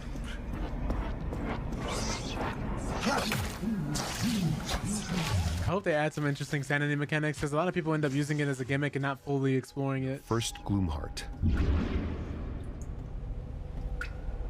I think the only game I've seen do it is like Eternal Darkness Sanity Requiem, I think was the name of it, where they would do things like make your character's head fall off, or have you hearing voices, or the walls would have faces coming out of them, and like they would trick you into thinking like your computer blue screen if you were playing on PC, or your screen would randomly turn off and then turn back on, your volume would lower all the way down. It was really sick, and no other game has really copied it. And I wish they would. This is a GameCube game.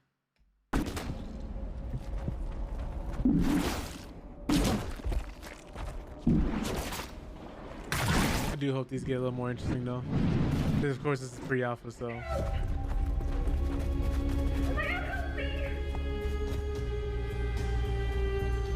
Voice travels in Nightholm. The louder you shout, the more attention you draw to yourself. One way to get a Gloomheart is to take it from a player you kill. I like the idea. I'm just not sure how good the execution would be on this. Just keep it down. Someone might be around. All right. Thanks for the save. No problem. Let's go. It looks like you've made a friend. You can continue alone, or hunt us too. So far, you've gathered 2 Gloomhearts and found an ally, but the hunt is far from over.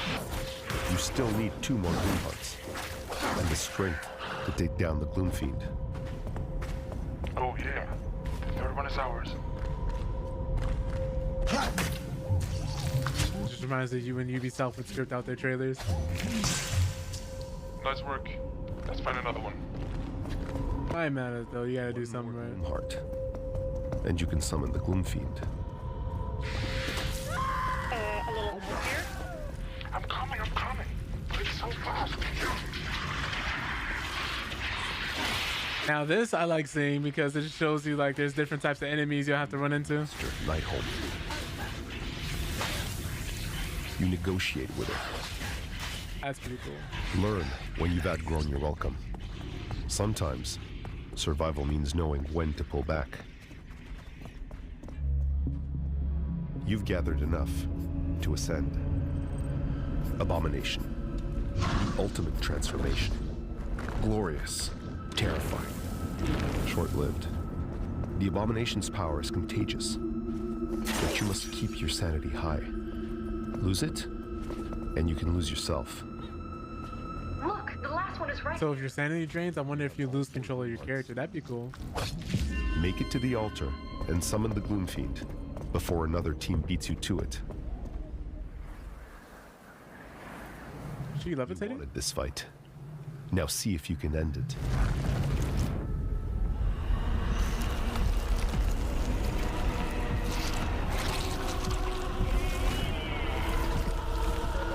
The Gloom Fiend is here. Now we see whether we were truly prepared. Oh, let me rewind this so you guys can see it. It's a really cool intro. The Gloom Fiend is here. Now we see whether you were truly prepared.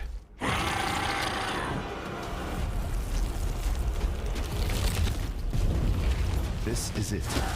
Everything you have done in this run has led you to this moment. All your effort, all your strength. Now it will be tested. All your effort. That was an accident. Now it will be tested.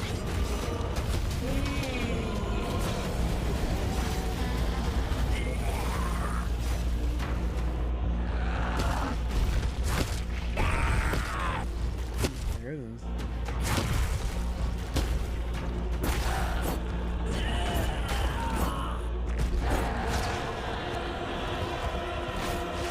You saved Rayford. But you're not safe yet. Other players are already on their way to claim what they believe is theirs. The moment the Terror Seat is claimed, every player is alerted. They can now take it from you. Escape before they catch your trail. This is like the bounty system of Hunt Showdown. Just like it. Looks like she's caught your scent, and she's tracking you through Nightmare Deep. Attacks from Nightmare Deep come without warning and rarely end well. Looks like she's not letting this one go.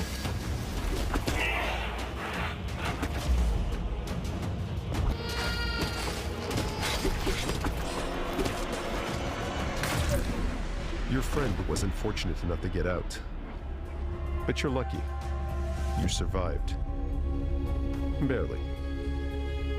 It looks like it's an interesting concept. I'll have to see more of it after they finish polishing it up and adding more. But I like the idea behind it. It's a nice theme they've got going on and a nice atmosphere.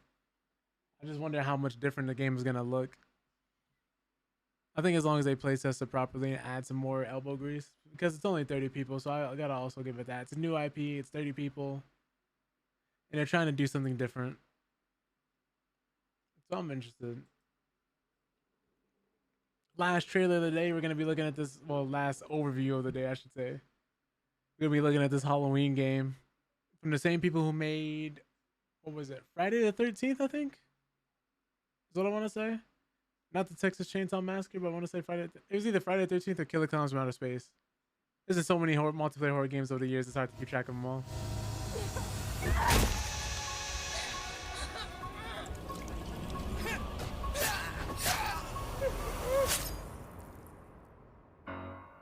Multiplayer in Halloween is a 1v4 asymmetrical horror experience that pits the residents of Haddonfield against the shape of pure evil, Michael Myers. In this quintessential slasher simulator, our playable cast of civilian characters desperately attempt to save their neighbors and themselves from the omnipresent boogeyman, while Michael fixates on stalking and slaying his targets. Halloween provides familiar elements fans of the genre know and love, but we're incredibly excited to pull back the curtain and unveil more details that demonstrate our commitment to deliver everybody's splitting it. Dynamic and terrifying multiplayer offering yet. Michael Myers is a creeping, methodical killer, and on Halloween night, Haddonfield becomes his hunting ground. The boogeyman's primary desire is to eliminate every living resident in this quiet town, but he also begins to amass a list of special targets that can supply greater rewards if killed before time expires. These unfortunate residents are positioned across various sites in the map, and Michael players are empowered to use their nightmare suite of abilities to locate— I really wish it was 8 people. Terrorize and ultimately execute their victims and anyone bold enough to interfere with their bloodthirsty ambitions. Killer Sense allows players to step behind the mask and stalk the residents of Haddonfield. When using this skill and entering the first-person perspective, Michael becomes aggressively aware of his surroundings and the proximity of potential prey. By focusing on targets with murderous intent, Michael builds varying levels of stalk, which aid him in identifying and tracking targets and open increasingly satisfying options for executions. An effective killer always keeps their victims unaware of their presence until those final fatal moments. While historically Michael Myers isn't known for his speed, fundamental abilities like shape jump amplify the shape's mobility with hauntingly unpredictable results. In shape jump, Michael slips into the shadows to move around environments unseen. Not only does this increase Michael's base movement speed, but it also provides access to other reversal options, including Shape Dash, which sends Michael launching forward with violent momentum. Shape Jump is confidently one of the most powerful tools at Michael's disposal, and supplies unlimited possibilities for iconic jump scare moments. So you can lock doors.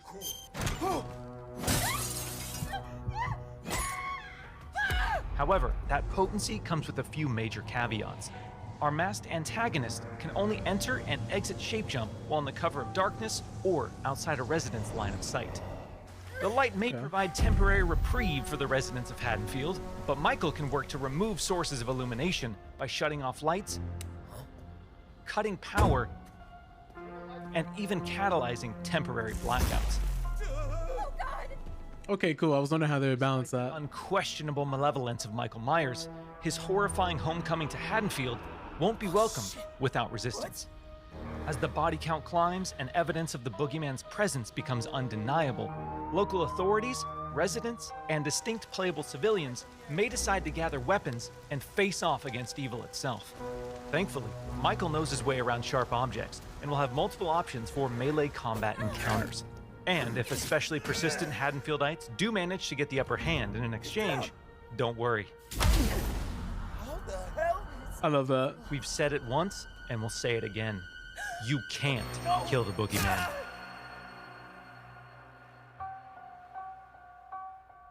While Michael swiftly endeavors to turn Haddonfield into a graveyard, our heroic group of civilian characters desperately attempts to save their neighbors and escape the boogeyman's bloodthirst. As a civilian, it's up to you to find fellow Haddonfield residents, convince them of his malicious intent, and guide them safely to one of several possible randomized escapes located around the map before they meet an untimely end. This distinctive cast of playable civilian characters each comes equipped with unique stats, special traits, and signature personalities. To ensure no two matches of Halloween play out the same, our team has constructed a vast playground of possibilities in Haddonfield, offering civilians a multitude of diverse gameplay systems to aid them in achieving their objectives and surviving the night. As civilians navigate these environments, they'll uncover points of interest, revealing resident NPCs, lootable containers, hiding places, telephones, possible escape routes, and more. Thoroughly and cautiously exploring your surroundings could very well mean the difference between life and death. In the eye, oh my god. Comes to your little town, it's probably not a bad idea to head to your neighbors and contact the local authorities. Civilians are tasked with tracking down surviving residents and warning them of the looming threat. Successful conversations with residents can permit civilians to request additional calls to police, commands to find secure hiding places, or companionship as they navigate the formerly peaceful streets of Haddonfield. Should we stick together? Maybe we're So what I like about this is if they're gonna keep it at 4, it looks like you'll have a lot more NPCs just in the game with you that you can interact with and make things different too. That's what I was hoping more of these horror games would do, is incorporate more of the world and the environment and not just have it be killer versus player all the time. And give you other objectives and other things to work towards, because they add a hint of randomness and some more dynamic gameplay, which is always great. Better as a team. Whether it's a local family friend or the authorities, there's safety in numbers. Once the innocent residents of Haddonfield have been located and persuaded, it's time for the civilians to plan their harrowing escape. Lootable containers scattered throughout the map contain weapons, distractions, and key items that can be used to unlock and access a variety of possible escape routes. The location of these items and escapes changes from match to match, so civilians greatly benefit from adjusting their strategies based on the objects uncovered. It's also worth noting that initiating these escape sequences generates a tremendous amount of noise, which will alert Michael to your exact location.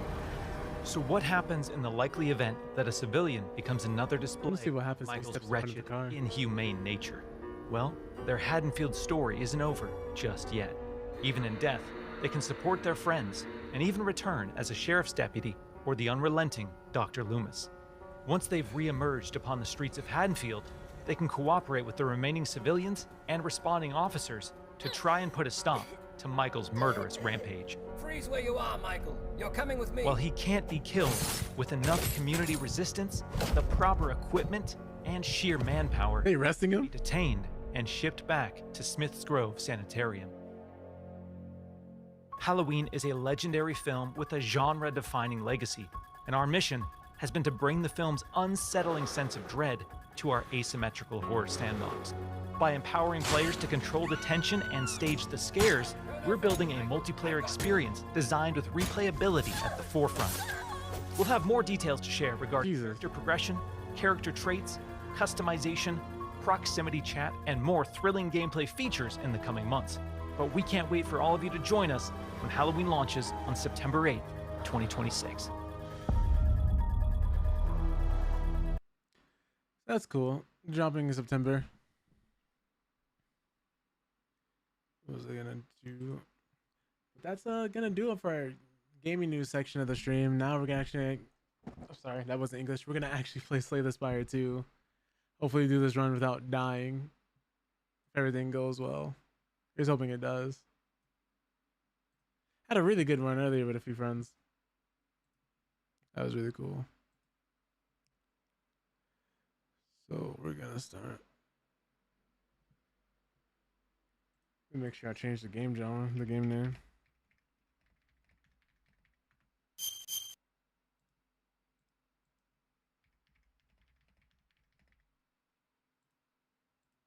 There's that.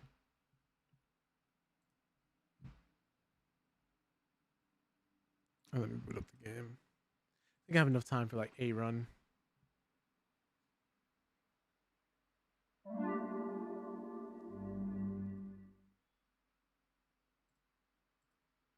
Oops.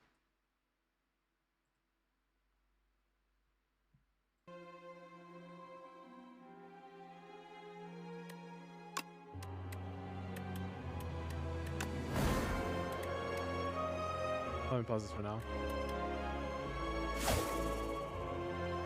Bring in a snake at each combat, draw 2 additional cards. Into combat, heal 6 HP.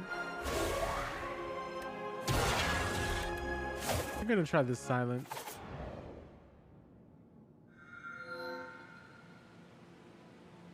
I'm gonna try that. Ooh, let's see here.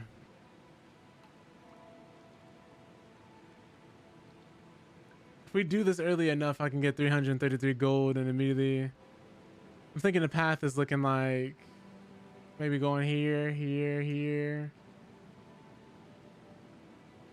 And then going to this camp, and then I think this is looking like a pretty promising route. But I think if we're gonna do that, we might as well take greed. And then just remove it later, probably. Oh.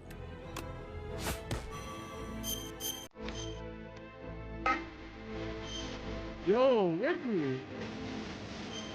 No, I don't know why like that audio isn't going off. That's kind of crazy than violation. Oh, you know what?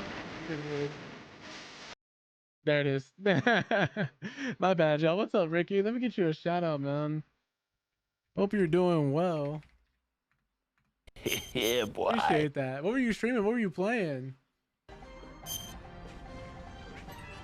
I recently had to like adjust a lot of my alerts and everything. This being one of them.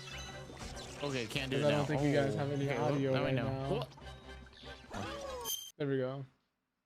Super Mario Galaxy 2 trying to finish it before the movie. Nice. Love that for you. Love that for you. We just got done talking about some gaming news and some different games that came out from the Xbox partner preview. The fact that PlayStation is raising prices and things of that nature. Quite a few different things, but for those who don't know, let me actually introduce myself. Maximum Obesity. Oh, is it Sadie? So what, Sadie? I hope I didn't butcher your name, but I appreciate you coming in. I appreciate all you guys coming in with the raid. Thank you guys so much and popping in. But for those who don't know, I'm Maximum Obesity, and yeah, I'm not obese. I'm obese in spirit, not in body. But we talk about mental health here quite often, like typically every Monday. I unfortunately didn't get to it today, but I guess we still can, right? But it's typically something I regularly do on the stream, just the different ways people should take care of their bodies, just stretching, exercising, self-care, different things like cutting off toxic family members, or just how to deal with stress on a day-to-day. You know, we keep it pretty chill around here because that's important, right? Everything that's going on up here starts affecting everything going on down here, and I don't think enough people take that into account. What else was I gonna say? We talk about other things like anime, comic books, play pretty much anything. Like we played Arc Raiders, The Finals, Marvel Rivals, Slay the Spire 2 is what we're playing right now. Dead by Daylight in the past, Hunt Showdown. Quite a few different things. Fighting games too. But right now we've been mainly just covering gaming news every stream and just playing whatever. But yeah, PlayStation getting greedy. Microsoft got greedy and then got smacked in the face, and so now they're trying to dial it back. It's a lot. Oh, Ricky, I don't know if I told you, but I got a new keyboard recently. And I've just been like telling everybody about it. This is a new one. This is how it looks, right? It's like a 75% style keyboard with hot swappable switches. So I took the old keycaps off and I added this. It's bread. Like, it's all bread. And that knob over there is a volume slider and stuff like that. So I thought that was really cool. Is it Frank Tay? What's up? Welcome in. I hope you're doing well. Like I said, if I butcher anybody's name, please don't be afraid to correct me. I, in fact, beg you to do so. I hate butchering people's names. It's something I try not to do. But I hope you guys are all doing well. Appreciate you guys coming in. For those who just wondering about my schedule, we do this every Monday, Wednesday, Friday night typically now. So I hope you guys all having a wonderful Monday. Hope you guys are getting a great start to your weeks.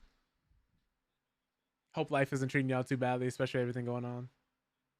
You said mine right? Okay, cool. I just like being sure, man, because like I said, I hate butchering names. It's like a pet peeve of mine when people butcher mine, so I try my best not to butcher other people's. But we're currently doing a run of Slay the Spire. Cool setup, I appreciate it. I was fortunate enough to build it slowly but surely over time. I think we'll just strike because we got nothing but defense cards. But for those who don't know, this game has 3 acts. And you can kind of like go from one route. You start on the first floor. You go through fighting different enemies. Okay, I'll come fix it. Gotcha. But yeah, thank you for that. I was gonna say whenever you go through, you go around fighting different monsters, going into different rooms that have RNG in them, whether or not it's gonna be something positive or negative for you. You have different rest sites, shops, and elite enemies, and every time you defeat an elite enemy, you get something special. So it's basically like a bunch of risks you're taking constantly, and it's all turn-based.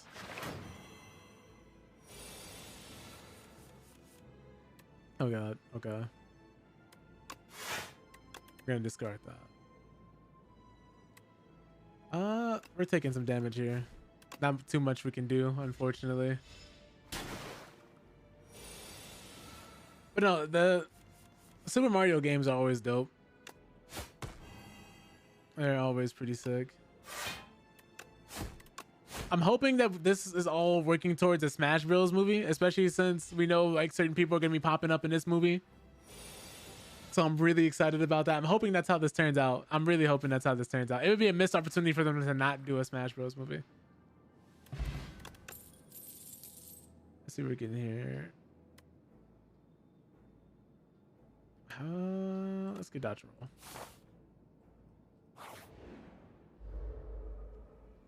Plus Nintendo, so like they pretty much could just do it whenever they want.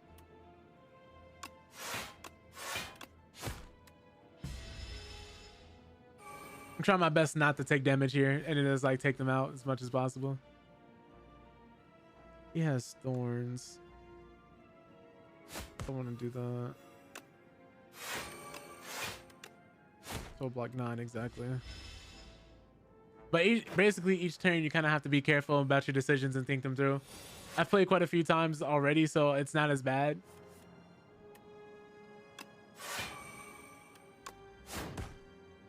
Ooh, thorns.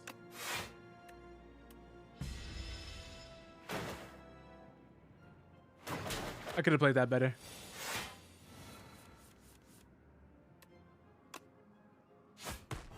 Strike you, hit you, and then hit you again. Brother and I started playing the Wii version with the Brawl storyline, so nostalgic. It is really nice because like it would be such an easy slam dunk, especially since what was it, the last Smash Bros character that was added was Sora, and that was how many years ago? Yeah, the people would love a new Smash Bros. I'm not gonna attack him because that's gonna hurt me if I do. Haven't played since I was a kid. Man, I was always like at Smash. I was never really good, but it was always fun playing with my friends and like family and stuff. So I think that's one of the biggest things. Like they've always had a lock on the family dynamic when it comes to Nintendo. It was always a good time, but man, like I was free. I used to play a lot of Captain Falcon for sure though. He's one of my favorites to play. I could do poison, I could do a blade dance, or I could do... Let's get a blade dance. Yeah, I had a friend who loved playing Jigglypuff, and he would always just seeing people to sleep and then just kill them and start nay-naying on them. I'm just like, please. Spare me.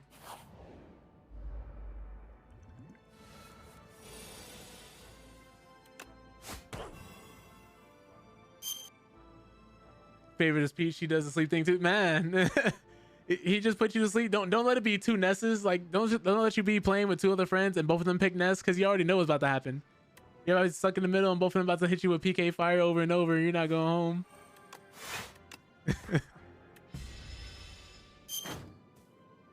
You used to hate that. Like that right there started fights. That right there started fights.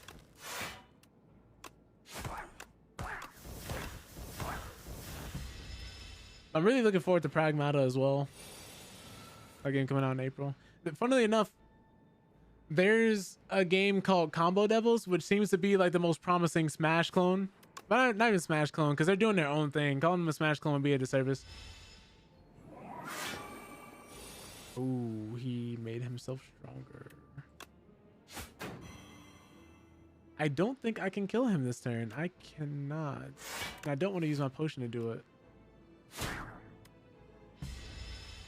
We just gotta let it go. Oh yeah, he dies now.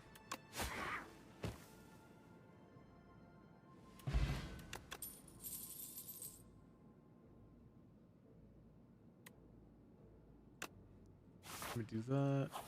Go into the shop. Buy some Let's go! Yo! Frank Tay, appreciate the follow. Welcome to the Panda Army. Thank you so much for that. Really means a lot. And I just appreciate everybody taking the time out to be here and hang out. Regardless if you came in like through Ricky's raid, regardless if you're lurking, chatting, doing whatever. I appreciate you guys like hanging out. So thank you for that. Strikes and defends, gain ethereal. Why would I want this? Thanks for the welcome. Anytime, anytime. I always tell people like our time is our most valuable asset. So anytime people choose to spend their time here, it always means a lot to me. Click flag, we'll take that.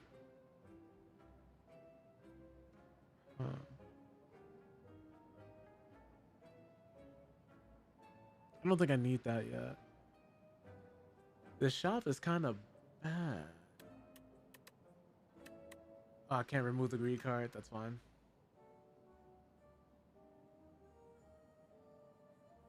Ricochet is cool, but I don't want to just buy a bunch of different cards I'm not going to use that much. It's really like a lot of different decisions we have to make here.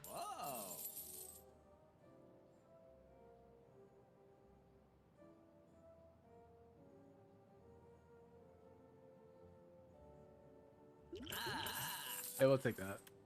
And then we'll get out of here. Then we'll go to the next rest site. Is there anything worth upgrading? 4 shivs, 4 damage, 2 weak. Would love that. But I don't know if anybody's had a chance to play Slay the Spire, but if you haven't, if you're into this type of game, like turn-based strategy, it's really nice. I think I could kill him this turn, actually. Yeah, I can. I'll need to use this on you, though. There we go. I think that was the best way we could have played this. I'm going to drink this game 5 max HP. I really like turn-based strategy games because just kind of having to think through everything that you're doing, it keeps me engaged. Instead of having me blindly run around and just do things. I need to discard this. I've always enjoyed them. Like Baldur's Gate 3, like that was heaven to me. Great game. More people should play. If y'all haven't played Baldur's Gate 3, you definitely should give it a shot.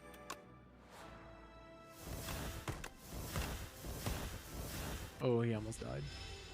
I think he dies next turn. Alright, that's it.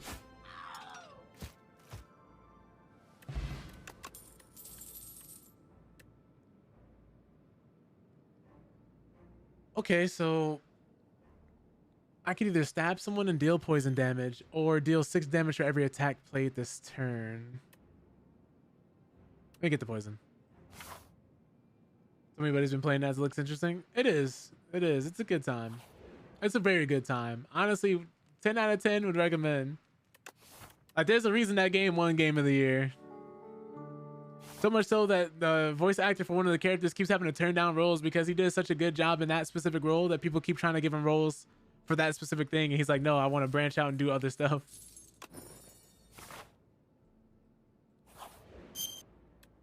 Yeah. It's like typecasting, right? Whenever you see an actor get a role, like, you know how The Rock plays The Rock in every single movie he's in? It's kind of like that, but for voice actors.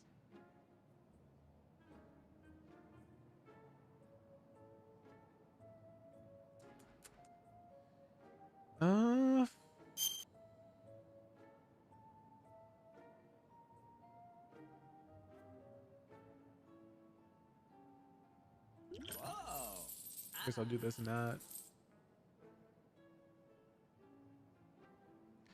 One buffer. I don't think I need it. But right now I'm trying to find the most efficient route to get to the boss so I don't have to worry about dying or taking extra damage before fighting him.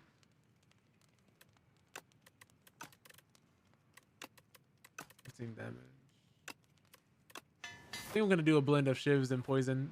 That's just free knives I can throw at people.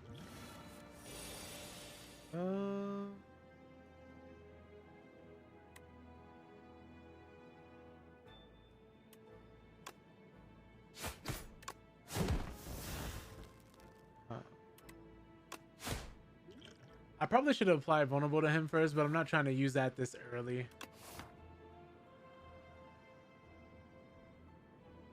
Let me just do this and get this out the way.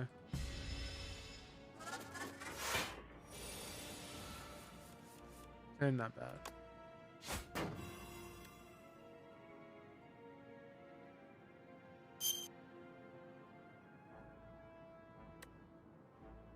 Gonna hop on 4 for a bit. Have a good rest of the stream. I appreciate that, Frank Day. Hope you enjoy the rest of the evening. Thank you so much for coming through. This I think we could just get rid of though.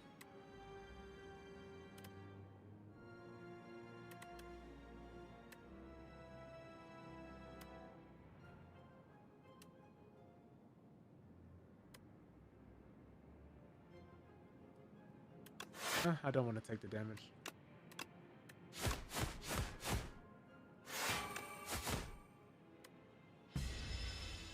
Okay. I'm just doing this because I can.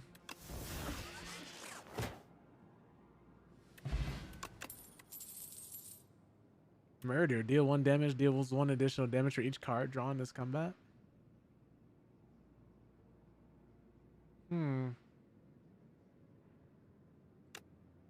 Why not?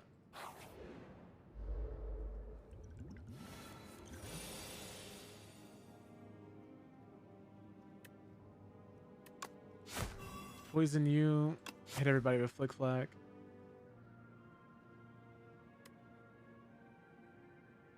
Then I guess hit you one of these. Then backstab you. And then one more. And then now you're dead. Cool.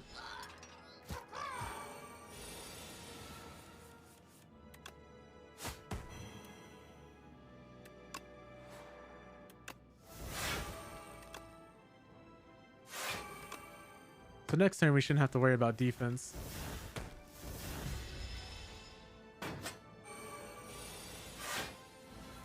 Yeah, we didn't.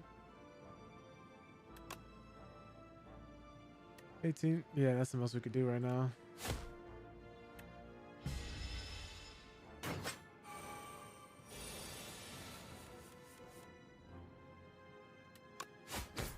And now he's dead. We're making some decent progress. Remove all artifact and block from the enemy. I need that. We're gonna run into somebody like that where we're gonna need that. What is this? Fossil Stalker? Fossil Stalker. Ooh. Whenever it deals unblocked attack damage, it gains 3 strength. Ooh, no, no, no.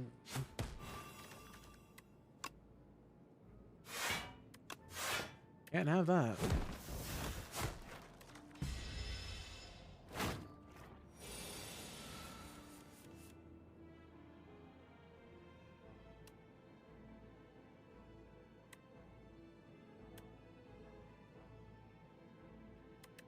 I guess I'll discard Flick Flag. Why not? And I think he dies? Yeah. I really like this character. I'm able to do so much with it. I want more poison. Let's increase one of our cards, the strength of them.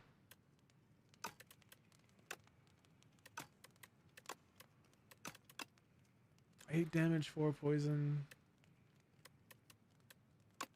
Let me increase this backstab. It's already 0. Might as well get more damage out of it.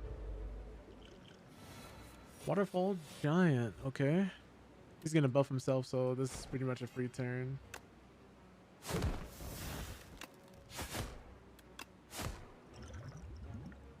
That's fine. Steam Eruption. What does that do again? When killed, deals 15 damage at the end of the turn. Ooh, okay.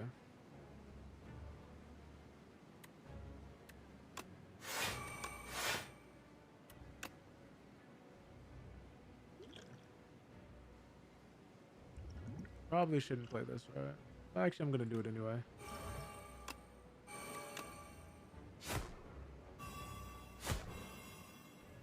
That's fine. I probably should have applied this first. Did that all out of order. Dodge and roll. Dealing 10 damage. I'd rather not take any. You hit me with weak? Oh no. He's gonna heal? That's fine. I think.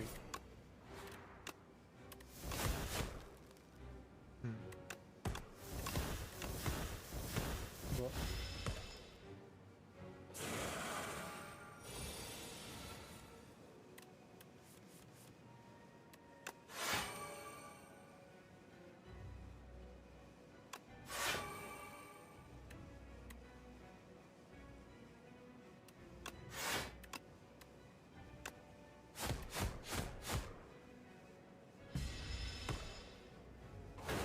What do I do here?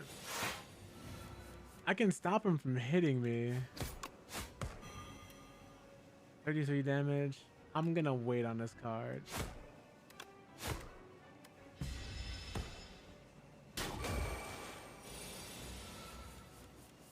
$11. That stops 10, and then we stab him and apply some more poison. That's okay. We're only taking one.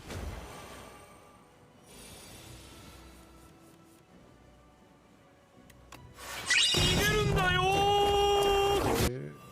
10 block again. This is just me like putting up a shield and then turning around and stabbing him.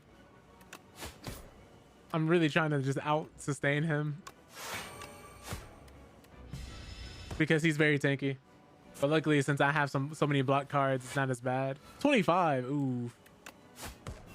In my big mouth. Well, this is gonna hurt. Oh, 18. That's not so bad.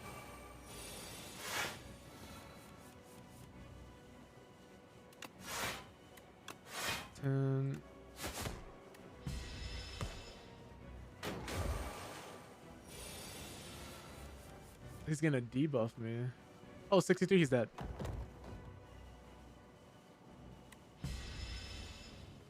He's gonna blow up for 45?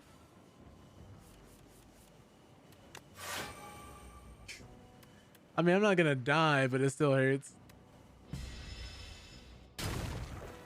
Jesus. What's crazy is if that killed me, I think we would have lost the run. Oh, Shiv's ult now hit all enemies? I need that.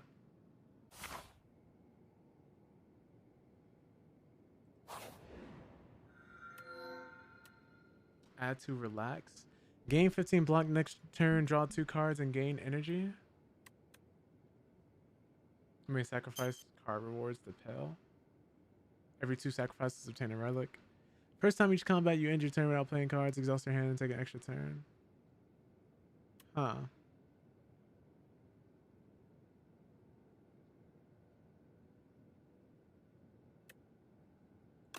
I think if I sacrifice these card rewards, I think I could come out better. Wait, with all these symbols, every campfire is a resting point where you can regain your health and upgrade your cards. Every purple icon like this is an elite enemy. Every question mark normally just means there could be a scenario that could either be good for you or horrible for you. And of course, these are just regular enemies. And at the end, there's the boss that you're going to be fighting.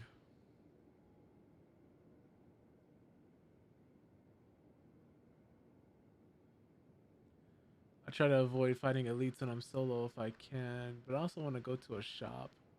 I need a route with a shop.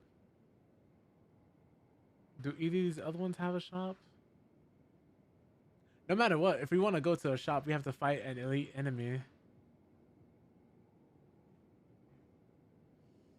It's It's not looking too good.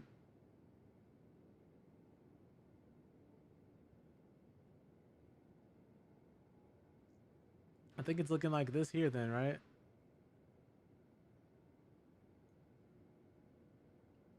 Barely has any campfires though. I'm unsure.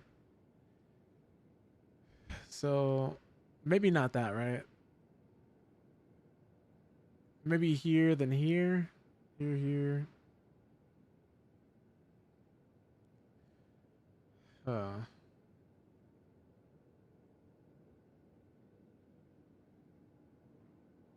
Let's see. Let's see what happens.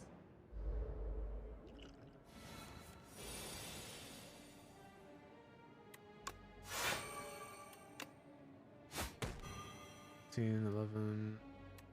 Let's make you vulnerable. And then hit you one of these. 22. I need to preserve my health as much as possible, so I don't want to take this right now.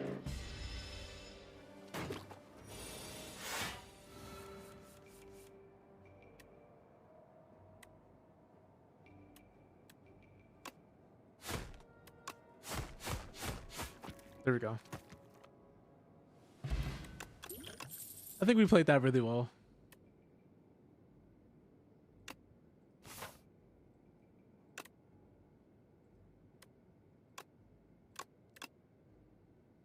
I wonder how we sacrifice the cards though. I don't know if they...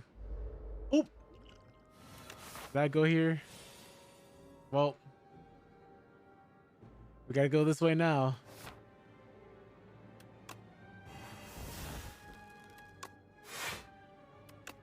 Dodge and roll.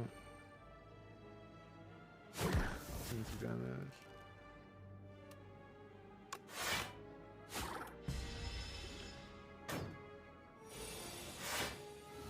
He's about to hide, so I might as well hit him with everything I have right now.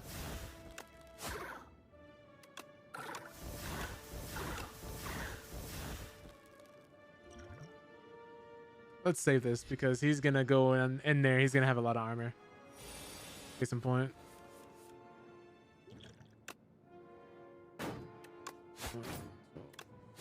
Six. I think he dies this turn. He does. Nice.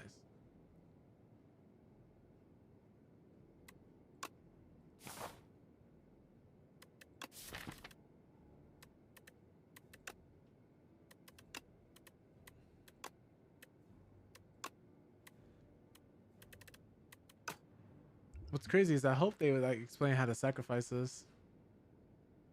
Or do I have to do it at a certain point? I wonder.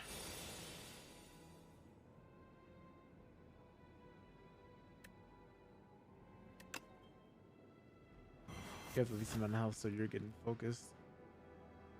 9 damage. That's fine. Get rid of one of these strikes.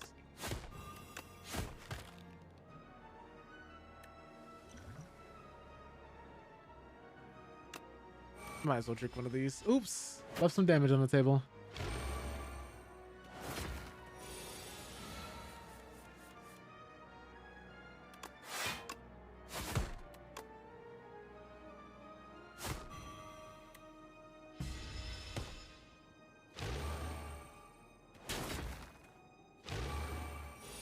Not the worst. Could have gone better, but not the worst.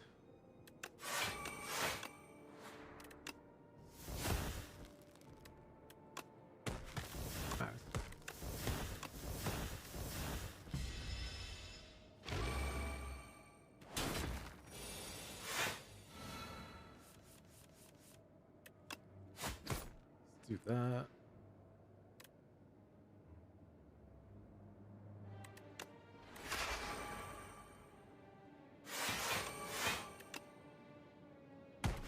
All right, shivs hit everybody now.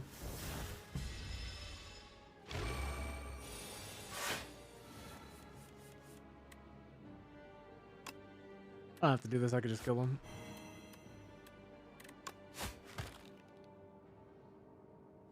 I really want to go to the shop to see what would happen. Deal 8 damage, deals an additional 4 damage for each card discarded. Nah. Whenever you draw a card, deal 2 damage to all enemies. I guess I'll take it. Oh, this guy.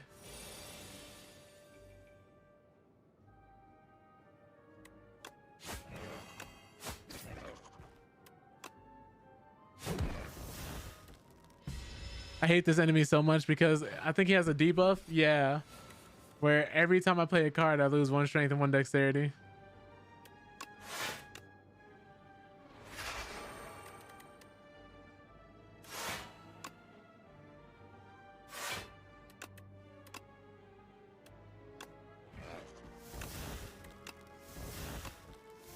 Zero damage is crazy. I hit him for nothing. I basically just tickled him. Hey, yeah.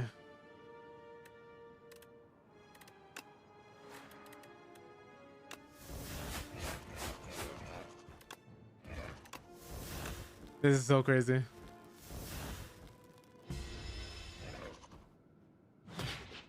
I think he's literally a hard counter to me.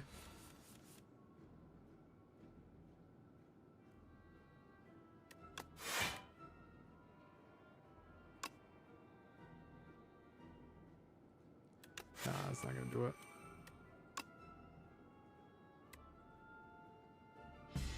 Gotta leave it. Okay.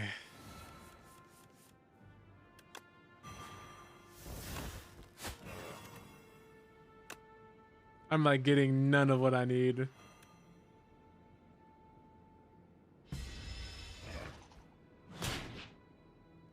I can get some defense cards, that would be nice. Oh, okay, there's one.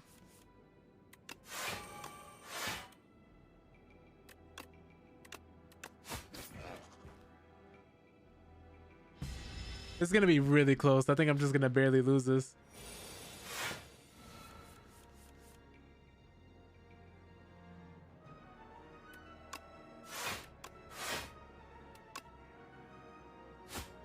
I have to apply weak to him. And we have to poison him. Yeah, we're gonna win this by the skin of our teeth.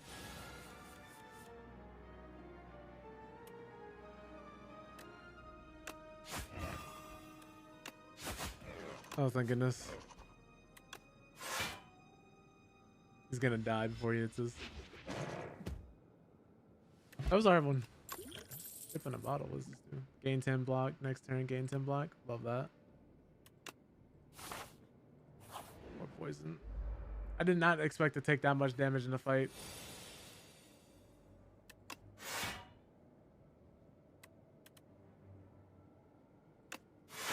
Let's see here. Let's get rid of Ricochet right now.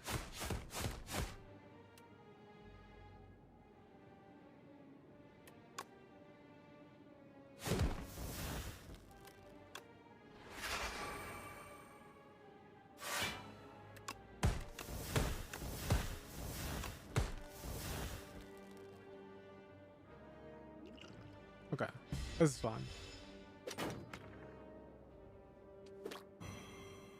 Weak. I should have killed you.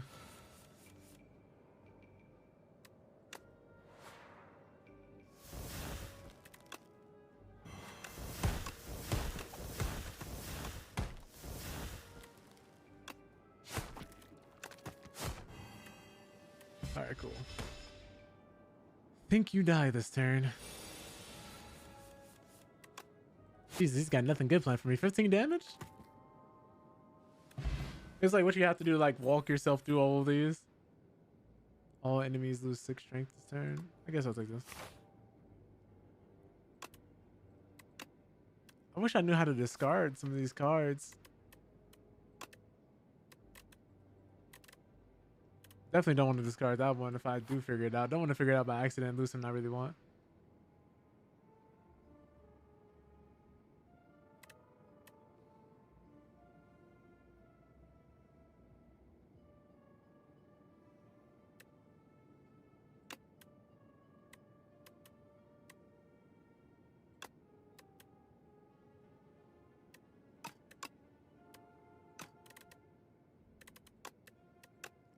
Then boost this one.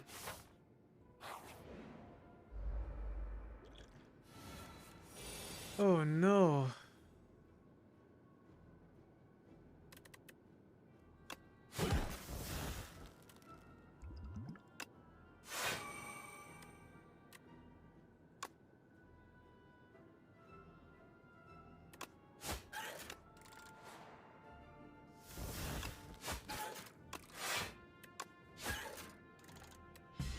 That's gonna hurt.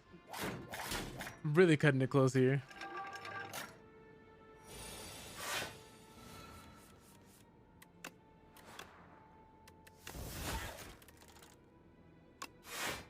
I messed up. I'm dead.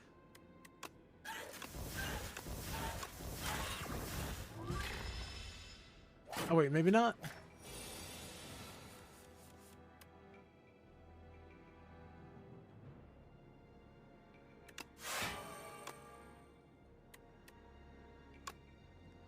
I mean, with this is the most damage I can do to him right now this turn.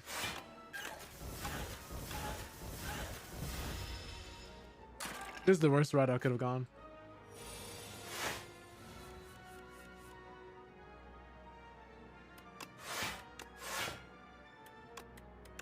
Get rid of this because I can't play it anyway.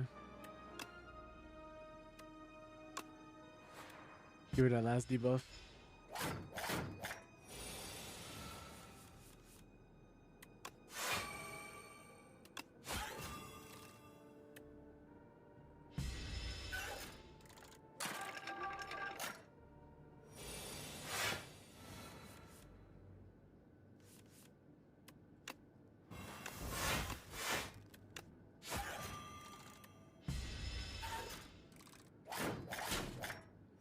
Running on fumes now.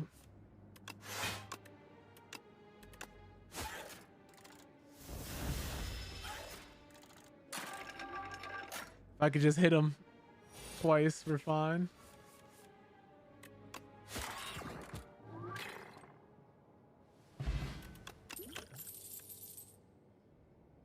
Deal 8 damage whenever you play a card. This turn, enemy loses 2 HP. Don't need that.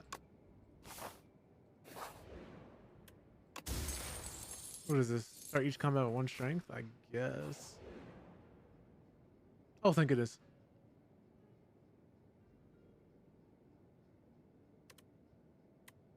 Bone Tea, pay 50 gold. Start the next combat. Upgrade your starting hand.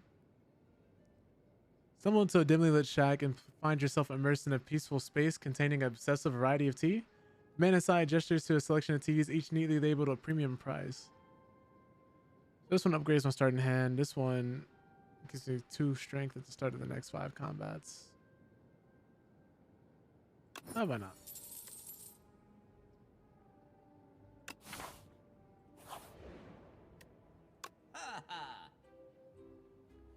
And you just drop an additional 10 gold.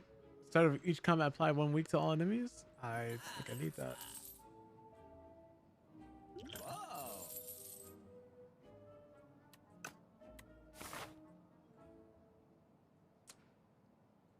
Oh man, yeah, we're not making it past that elite enemy. We're not making it past this enemy.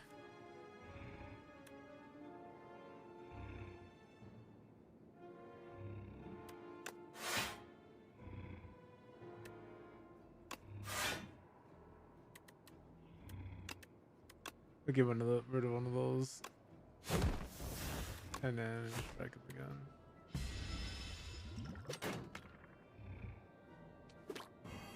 We're trying to make this work.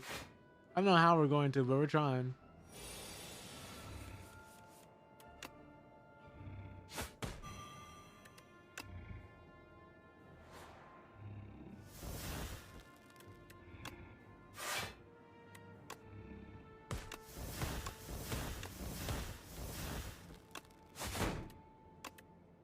I should have used this. Taking 1 again.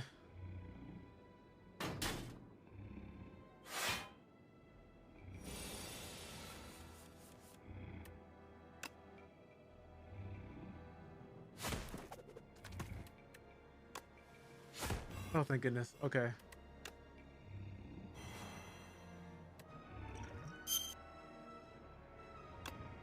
Yo, what's up, zombie? All good. Not your problem. I'm late, if anything. I was supposed to be doing this earlier. Well, not late. I had a few different things to do. I'm right on time.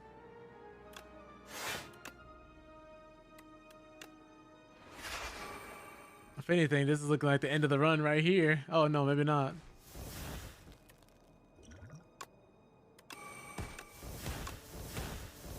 Maybe not. I don't know how I'm making it. This is the most scuff run I've done so far. 31 damage. He's dead.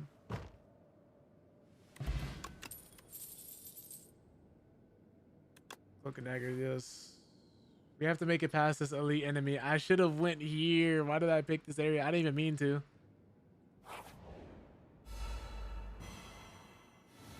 Oh, no. 16 off the start? Okay, okay.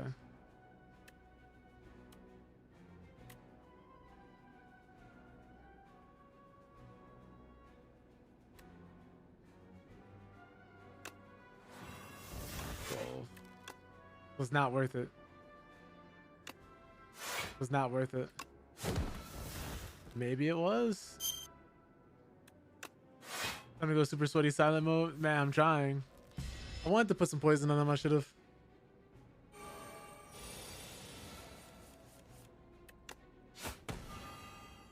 I have no defense. Oh, they hold me. They actually hold me. That is so crazy, because I could have done this too, funnily enough, if I just had some health, but I don't have any. That's funny.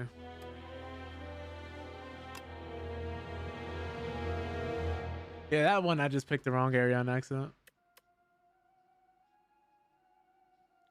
But that's unfortunate all the time I got tonight. But I appreciate you guys coming through.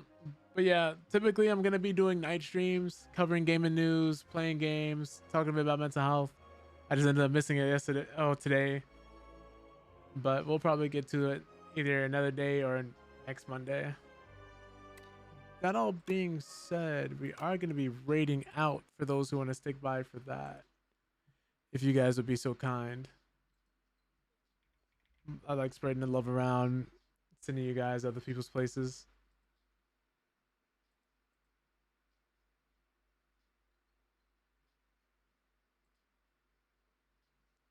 I'm going to be actually sending you guys towards TT's way. He's currently playing Marvel Rivals. See if I can go through, show him some love, would highly appreciate that.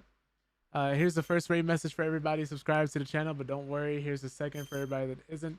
But do know, regardless if you're subscribed or not, I appreciate you guys coming through and just showing up and hanging out. It means a lot. Let me copy these. But yeah, typically, if you guys are wondering when to catch me, it's typically going to be on Monday, Wednesday, Friday at nights. I did have a specific time in mind, but I'm probably just going to change it so that it's more open, so you guys just know I'm going to be live at some point in the night. Because sometimes it's accurate, but a lot more it's, you know, very hard for me to stay consistent at a certain time. I don't want to keep saying it's going to happen at this time and it doesn't. That all being said, I hope you guys have a wonderful day and a night. You're all wonderful people. Hope your friends are checking in on you. Hope you're checking in on your friends. I hope you guys are getting to go outside.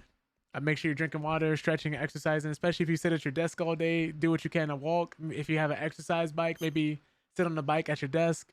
All those kinds of things. Find different ways of staying active, staying moving. Because, you know, motion is lotion. Gotta take care of your body so it can take care of you. But yeah, I'll see you guys Wednesday if everything goes well. Yeah, I'll take it easy.